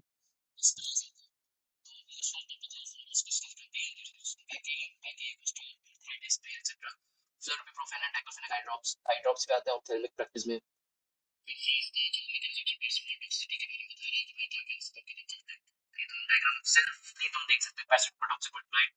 माइंड होगा ऑब्वियसली ग्लूटाथायोन के साथ डिप्लीशन ग्लूटाथायोन हो गया। फिर अब NAPQI जो है अब बढ़ते जा रहा है, तो वो प्रोटीन से साइटोइड होके रीनल ट्यूब्यूल नेक्रोसिस भी कराएगा, लिवर में जाके हेपेटिक नेक्रोसिस कराएगा, और ये IV ओरल एनेस्टाइसिस्टीन या ओरल मेथिओनिन दोगे तो रिप्लेनिश करता है ग्लूटाथायोन को। ग्लूटाथायोन NAPQI के साथ बाइंड होके कॉन्जुगेट होके बाहर निकालता है। ये सब जीनोबायोटिक वाला चैप्टर है यार, ये फर्स्ट ईयर में, तो उसमें तुम समझ जाओगे। फिर drug used in the treatment of gout. Gout के बारे में बात करते हैं। तो गाउट क्या होता है? Disorder purine metabolism in which plasma urate यानी यूरिक एसिड का कंसंट्रेशन रेज्ड हो जाता है, either due to over production हो रहा है और इम्पेयर्ड एक्सक्रीशन, या तो एक्सक्रीट नहीं हो पा रहा है या फिर ओवर प्रोडक्शन हो रहा है यूरिक एसिड का। तो intermittent attacks of acute arthritis produced by deposition of sodium urate crystal या sodium uric acid crystals in joint. तो जॉइंट पे जो यूरिक एसिड के क्रिस्टल जमना होता है उसी को गाउट कहते हैं। ये सब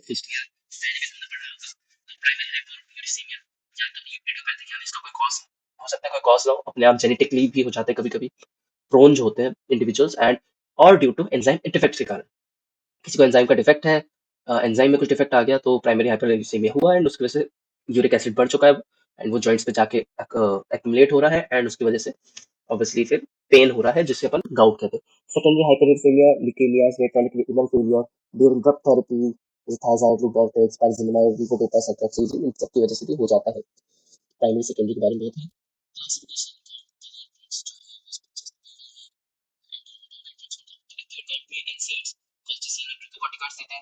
और क्रोनिक गाउट यानी हाइपरग्लाइसीमिया बहुत लंबे टाइम से मतलब उसका यूरिक एसिड लेवल बढ़ा आ रहा है, तो यूरिकोसियूरिक्स देंगे, प्रोबेनिसेट, सल्फिनपायराजोन या फिर सिंथेसिस इनहिबिटर, एलोप्रिनॉल और फेबिक्सोस्टैट। ठीक है, एक्यूट गाउट में एनसेड्स, कॉल्चिसिन, ग्लूकोकॉर्टिकॉइड्स, और क्रोनिक गाउट में अपन दो दे सकते हैं, यूरिकोसियूरिक्स, प्रोबेनिसेट, सल्फिनपायराजोन और सिंथेसिस इनहिबिटर्स यानी कि यूरिक एसिड की सिंथेसिस को इनहिबिट कर देते हैं, एलोप्रिनॉल और फेबिक्सोस्टैट।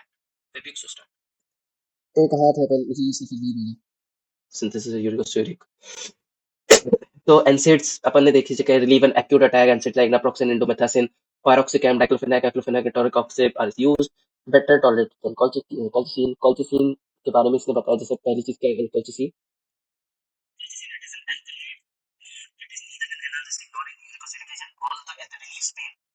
इन acute attack of gout, deposition of uric crystal in the joint, chemotactic factor produce होंगे, migration neutrophil into the joint, release factors. इसका पूरा मैकेनिज्म एक्शन है। बस ये बोल रहा है कि भाई कॉल्चिसिन जो है वो कोई एनाल्जेसिक, वो पेन रिलीफ भी नहीं है, उसके कोई पेन रिलीफ प्रॉपर्टी भी नहीं है और ना ही वो यूरिकोसियूरिक एजेंट है। यार, गला खराब हो चुका है, सही बताओ ना, बोलने में दिक्कत जाती है।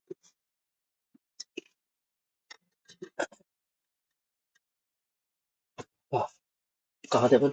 Colchicine prevents release of chemotactic factors and inhibit migration neutrophils to the affected area. क्या होता है कि देखो यूरिक क्रिस्टल जब जॉइंट पे आते हैं तो उसकी वजह से अब जो आसपास के जॉइंट के जो सेल्स हैं वो कीमोटैक्टिक फैक्टर्स, जो कीमोटैक्टिक मतलब कि ऐसे फैक्टर्स जिससे कि अपन सिग्नल भेजे कि भाई ये यूरिक क्रिस्टल यहाँ पे आके बाइंड कर गए, ये एक फॉरेन बॉडी की तरह एक्ट कर रहा है, तो इसकी वजह से हमें दिक्कत हो रही है, ये बॉडी में नहीं होने चाहिए, यहाँ पे तो इस साइड पे प्रेजेंट नहीं होने चाहिए। तो उसकी वजह से अपन मैसेंजर भेजते हैं, जो सेल्स होते हैं कीमोटैक्टिक फैक्टर्स प्रोड्यूस करते हैं, जिसकी वजह से न्यूट्रोफिल जो होते हैं आसपास के सराउंडिंग वो जॉइंट पे आएंगे। अब जॉइंट पे आएंगे, रिलीज करेंगे factor which contribute to inflammation. Neutrophils आएंगे, इन्फ्लेमेशन कॉज करेंगे, ये पैथोलॉजी वाली चीज हो गई। तो कॉल्चिसिन क्या करता है? Colchicine prevent release of chemotactic factors and inhibit migration of neutrophils to affected area. Rapidly acting but poorly tolerated, nausea, vomiting, diarrhoea, abdominal pain cause करा सकता है, and chronic use myopathy, alopecia and aplastic anaemia, agranulocytosis. तो तुमने अभी एक चीज notice की होगी कि ये जो कॉल्चिसिन है ये सॉर्ट ऑफ यूरिक एसिड के जो क्रिस्टल, यूरिक एसिड जो आके जमा हुआ है जॉइंट्स में, उसको ये छेड़खानी नहीं कर रहा। उसकी वजह से जो बॉडी एक रिस्पॉन्स प्रोड्यूस करती है, इन्फ्लेमेशन जो प्रोड्यूस होता है, ये उसको इनहिबिट कर रहा है। ठीक है, तो यूरिक एसिड हो सकता है कि तुम्हारी बॉडी में कॉल्चिसिन तुमने लिया है, यूरिक एसिड तो जॉइंट्स में जमते जा रहा है, बस तुम्हें पेन पता नहीं चल रहा कि भाई दर्द है कि नहीं।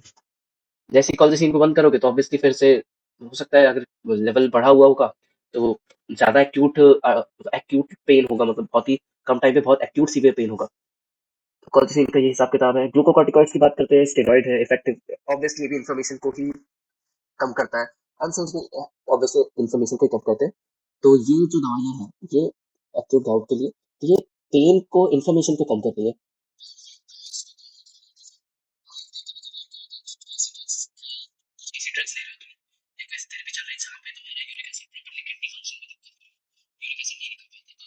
अब क्या हो रहा है, तुम्हें हल्का फुल्का दर्द देता है जॉइंट्स पे, टेम्पररी गाउट है, मतलब क्या होगा कि जैसे तुम्हारी जो किडनी की दवाई है वो जैसे बंद होगी, किडनी फंक्शन वापस आएगा, यूरिक एसिड अपने आप क्लियर हो जाएगा। तब अपन उसको मैनेजमेंट करने के लिए अपन ये दवाइयाँ देते हैं, एनसेड्स और कॉल्चिसिन, ग्लूकोकॉर्टिकॉइड्स। बट ये ट्रीट नहीं, मतलब ये प्रॉपर क्योर नहीं कर रहा है। फिर ये इसने दिखाया है कि भाई प्रेडनिसोलोन और मिथाइल प्रेडनिसोलोन को दे सकते हैं systematically. If a single joint is affected, अगर कोई मान लो सिर्फ एक घुटने के एक साइड पे तुम्हें दर्द है, एक साइड में, तो इंट्रा आर्टिकुलर ट्राइम सिनोलोन या ट्राइएमी।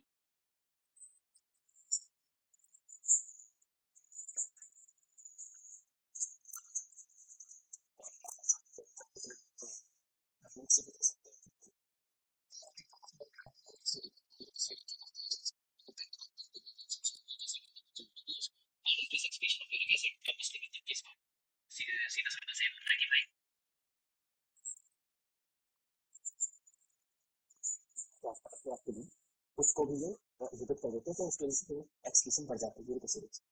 तो उसमें कौन कौन से ड्रग है? Probenecid and sulfinpyrazone. Probenecid and sulfinpyrazone, rapidly acting, poorly tolerated, ये भी हो गई। High fluid intake is advised to prevent formation. देखो कभी भी अगर यूरिक एसिड बढ़ा आ रहा है तो ऑब्वियसली एक चीज डॉक्टर तुम्हें कहेगा, पानी जितना हो सके ज्यादा पियो, तो यूरिक एसिड के क्रिस्टल ना बने, या तुम्हें ऐसी स्टोन्स की दिक्कत ना हो जाए गलती से भी। फिर sulfinpyrazone as an alternative uric acid should not be given 3 weeks with in 3 weeks of an acute attack of gout. मतलब अगर 3 वीक्स के अंदर पे हो रहा है तो यूरिक एसिड पे नहीं जाते, क्रॉनिक यूज पे अपन इसे यूज करते हैं। फिर they mobilize uric acid from aqueous deposit.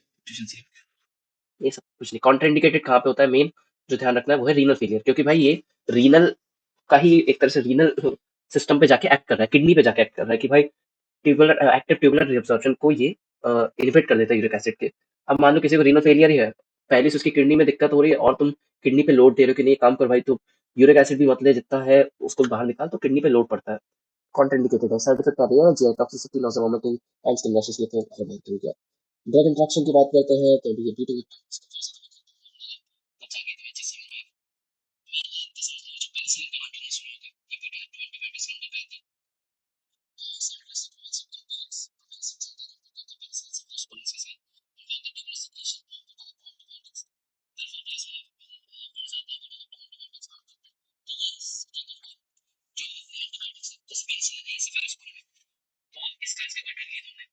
आप ये ऑब्वियसली एक्सक्रीट होगी किसी यूरिन के थ्रू। अब मान लो जो प्रोबेनिसिड भी तुमने साथ में दे दी, तो प्रोबेनिसिड क्या कर रहा है? प्रोबेनिसिड कंपीट करता है, कॉम्पिटिटिवली जा रहा है कि भाई मैं यूरिक एसिड को पहले बाहर निकालो, यूरिक एसिड को बाहर निकालो। किडनी का पूरा जो ध्यान है वो यूरिक एसिड को निकालने में ज्यादा लग जाता है। एंड ये जो बीटा लैक्टम एंटीबायोटिक्स है, ये अब होल्ड पे है, जब तक कि वो नहीं निकलेगा तब तक के बीटा लैक्टम एंटीबायोटिक्स, जब तक कि यूरिक एसिड पूरी तरह से बाहर नहीं निकल रहा, तो बीटा लैक्टम एंटीबायोटिक्स प्लाज्मा में घूमती रहती है। तो उसकी वजह से ड्यूरेशन ऑफ एक्शन बढ़ जाता है। ऑब्वियसली आपको एंटीबायोटिक ब्लड में ज्यादा टाइम तक रहेगी, उसका ड्यूरेशन एक्शन बढ़ेगा, ट्रीटमेंट बिकम मोर इफेक्टिव। तो ये उसका हिसाब किताब बता रहा है ड्रग इंट्रैक्शन पे। यूरिक एसिड सिंथेसिस इनहिबिटर, अब यूरिक एसिड को ही बनने नहीं दोगे। यूरिक एसिड बनता कैसे? ज़ैंथीन है, ज़ैंथीन ऑक्सीडेज से हाइपोज़ैंथीन, हाइपोज़ैंथीन से फिर ज़ैंथीन ऑक्सीडेज एक्ट करता है तो यूरिक एसिड बनता है। तो ये यूरिक एसिड का फॉर्मेशन हो गया ज़ैंथीन से। अब एलोपेरिनॉल क्या करेगा? Prevent the synthesis uric acid. ये ज़ैंथीन ऑक्सीडेज को ऑब्वियसली इनहिबिट कर रहा है एलोपेरिनॉल, तो यूरिक एसिड बनेगा नहीं, यूरिक एसिड नहीं बनेगा तो ऑब्वियसली यूरिक एसिड ही नहीं बना।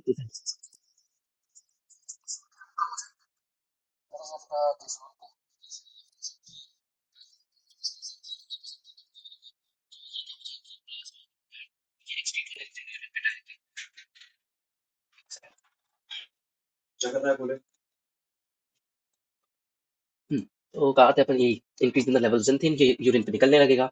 एलोपेरिनॉल administered orally is the drug of choice for asymptomatic gout. अगर कोई सिम्टम नहीं है, एसिम्प्टोमेटिक गाउट है, तो इसके लिए ड्रग ऑफ चॉइस होती है एलोपेरिनॉल, तो इसको ध्यान रखो। ये डायरेक्ट एमसीक्यू या पूछा जा सकता है। फिर it is used in chronic gout पे भी यूज करते हैं, मतलब क्रॉनिक गाउट पे ही यूज करते हैं to be very honest. When it should not be start with in 3 weeks of an acute attack of gout, may precipitate another attack. Allopurinol is used in kala-azar में भी देते हैं, तो ये तो ज्ञान की बात है। एडवर्स इफेक्ट की बात करते हैं तो वही हाइपर सेंसिटिविटी और जीआईटी का तो समझ ही रहे होगे।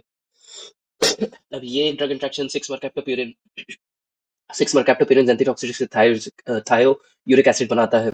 अब एलोप्रिनॉल ज़ैंथीन ऑक्सीडेज को रोकेगा, तो उसकी वजह से क्या होगा कि 6 मरकैप्टोप्यूरिन जो है वो बढ़ने लगेगा प्लाज्मा लेवल पे, एंड उसकी वजह से using cancer patient to reduce hyperuricaemia, decrease the dose of 6 mercaptopurine. Side effect, ये 6 मरकैप्टोप्यूरिन एक्चुअली कीमो की ड्रग होती है, तो इसके बारे में तुम अभी नहीं, बाद में सेकंड रीडिंग पे जब तुम करो या रिवाइज करने के टाइम पे इसको ध्यान से देखना। अभी 6 मरकैप्टोप्यूरिन के बारे में बताऊंगा तो और टाइम खींचेगा। फेबिक्सोस्टैट ज़ैंथीन ऑक्सीडेज इनहिबिटर है, ये भी decrease formation of uric acid, orally administer करते हैं क्रॉनिक गाउट के लिए। एडवर्स इफेक्ट में वही डायरिया, हेडेक, हेपेटोटॉक्सिसिटी। और एक इसमें एक और ड्रग बताई है रेस्ब्यूरिकेस, तो रेस्ब्यूरिकेस क्या है? Urate oxidase, it is urate oxidase produce by recombinant technology, it converts uric acid to soluble allantoin. तो ये थोड़ा सा नई ड्रग में आ गए अपन, जो कि केटी में अभी शायद इसका जिक्र नहीं है। रेस्ब्यूरिकेस क्या करता है? यूरिक एसिड को एलेंटोइन में कन्वर्ट करता है, और एलेंटोइन जो सॉल्युबल होता है तो यूरिन के थ्रू पास आउट हो जाता है। इन्फ्यूजन डिक्रीज सीरम होता है, छोड़ो।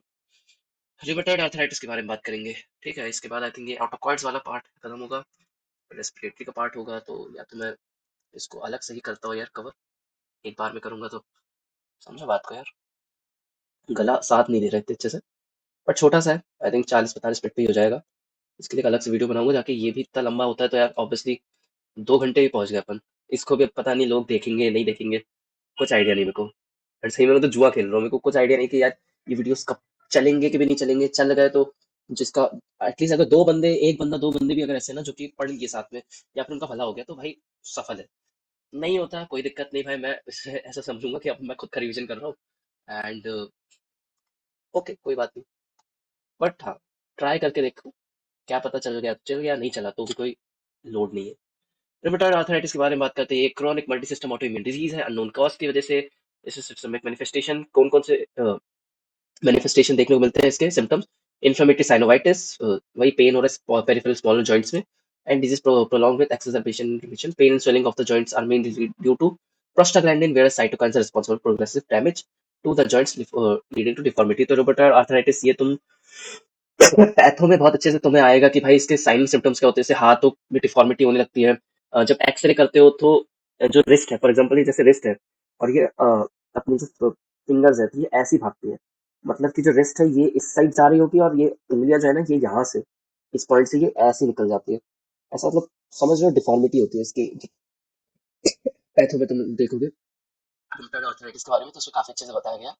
एंड डिजीज मतलब कौन कौन सी दवाइयाँ अपन देते हैं, तो ये इसका ये एंटी रूमेटॉइड ड्रग्स, तो उसमें से डिमार्ड्स और एडजुवेंट ड्रग्स, एडजुवेंट यानी कि साथ में देते हैं, इससे इन्फ्लेमेशन कम होता है, पर ये मेनली एक्ट नहीं करती इसको ट्रीट करने के लिए। एंड ये डिमार्ड्स के बारे में डायरेक्ट क्वेश्चन बनता है, या तो कि भाई 4 डिमार्ड्स के नाम बता दो, नहीं तो 5 नंबर पे क्वेश्चन आता है। तो डिमार्ड्स का ये फुल फॉर्म ध्यान रखो, disease modifying anti rheumatoid drugs. DMARDs यानी disease modifying anti rheumatoid drugs. अब इसके बायोलॉजिकल नॉन बायोलॉजिकल ड्रग्स होते हैं। नॉन बायोलॉजिकल में immunosuppressant, methotrexate, azathioprine, cyclosporine, sulfasalazine. Sulfasalazine actually में एंटीबायोटिक है। क्लोरोक्विन, हाइड्रोक्सीक्लोरोक्विन, ये भी ये एंटी मलेरिया ड्रग्स में आती है। और फिर लेफ्लुनोमाइड, ये तो मेरे को भी याद नहीं कहाँ पे आ रही है। फिर बायोलॉजिकल एजेंट में टीएनएफ अल्फा इनहिबिटर्स, एटेनरसेप्ट, इन्फिक्सिमैब, एडालीम्यूमैब, ठीक है, और IL-1 एंटागोनिस्ट एनाकिंड्रा। ये जो ट्रिक्स है जिन्हें जिन्हें भी वही जैसे कैरेट हो गए तब याद होंगे। और ये इसमें वही वही सेम चीज होता है, T cell modulating agent, abatacept, B lymphocyte depleter, rituximab, IL-1 antagonist. ये इसमें थोड़े से दो एक्स्ट्रा बताए गए तो इसको याद कर सकते हो कि एबाटासेप्ट और रिटुक्सीमैब भी होता है। एनसेड्स तो वही अपन दे ही रहे जो ग्लूकोकॉर्टिकॉइड्स पे, ये इसके बहुत सारे बताए, प्रेडनिसोलोन, ट्राइएमसिनोलोन, मिथाइल प्रेडनिसोलोन।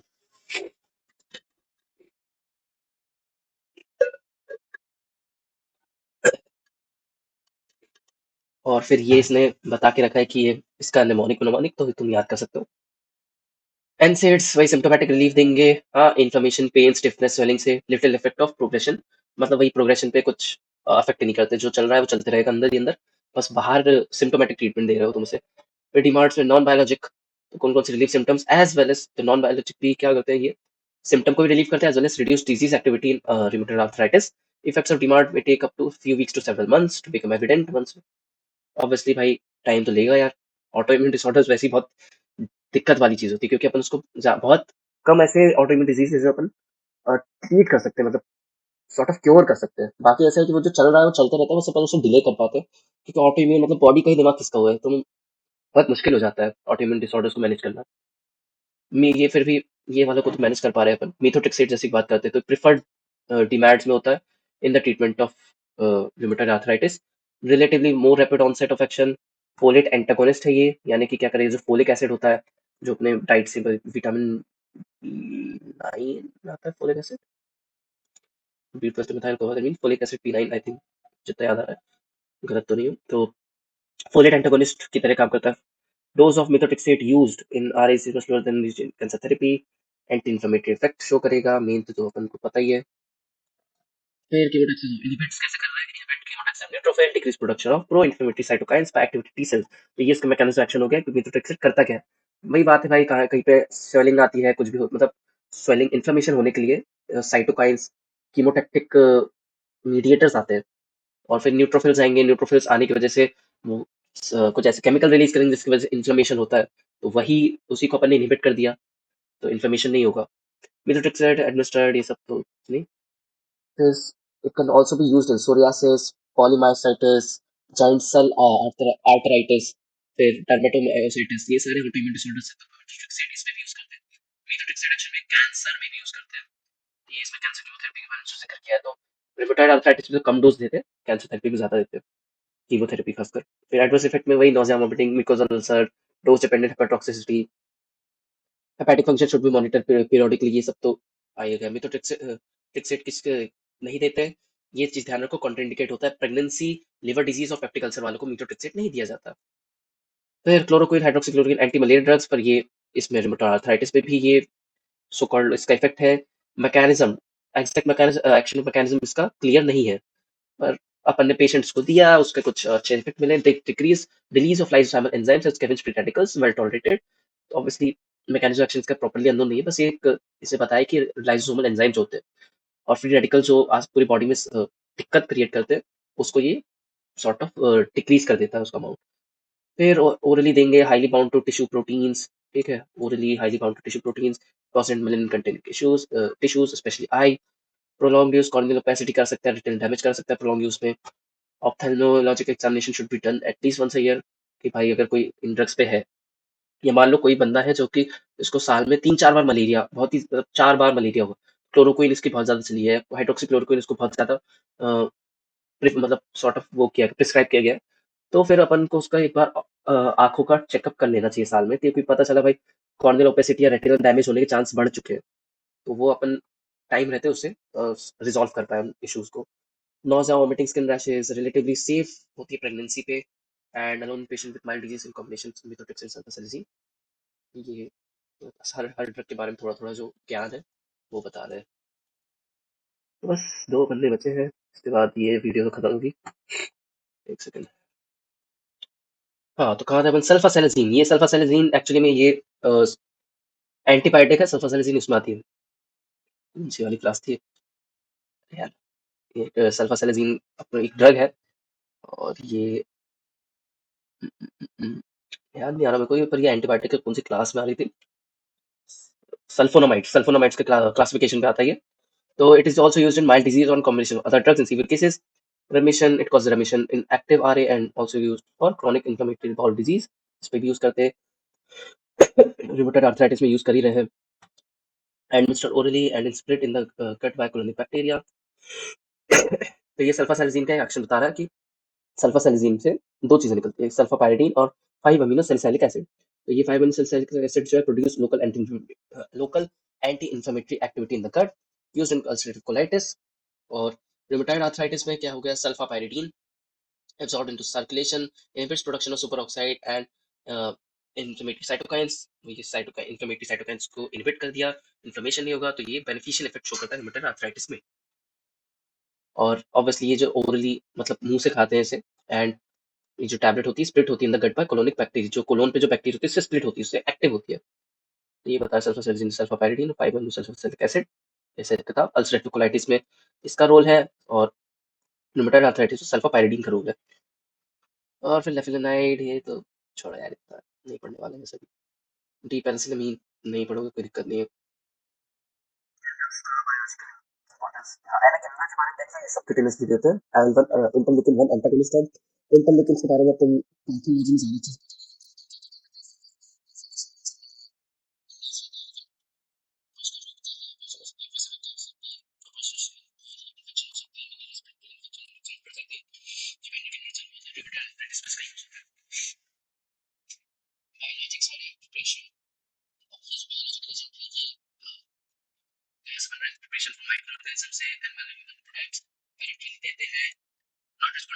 जब अगर नॉन बायोलॉजिकल एजेंट्स पे भी रिस्पॉन्स नहीं मिलता है, तो अपन बायोलॉजी की तरफ जाते हैं।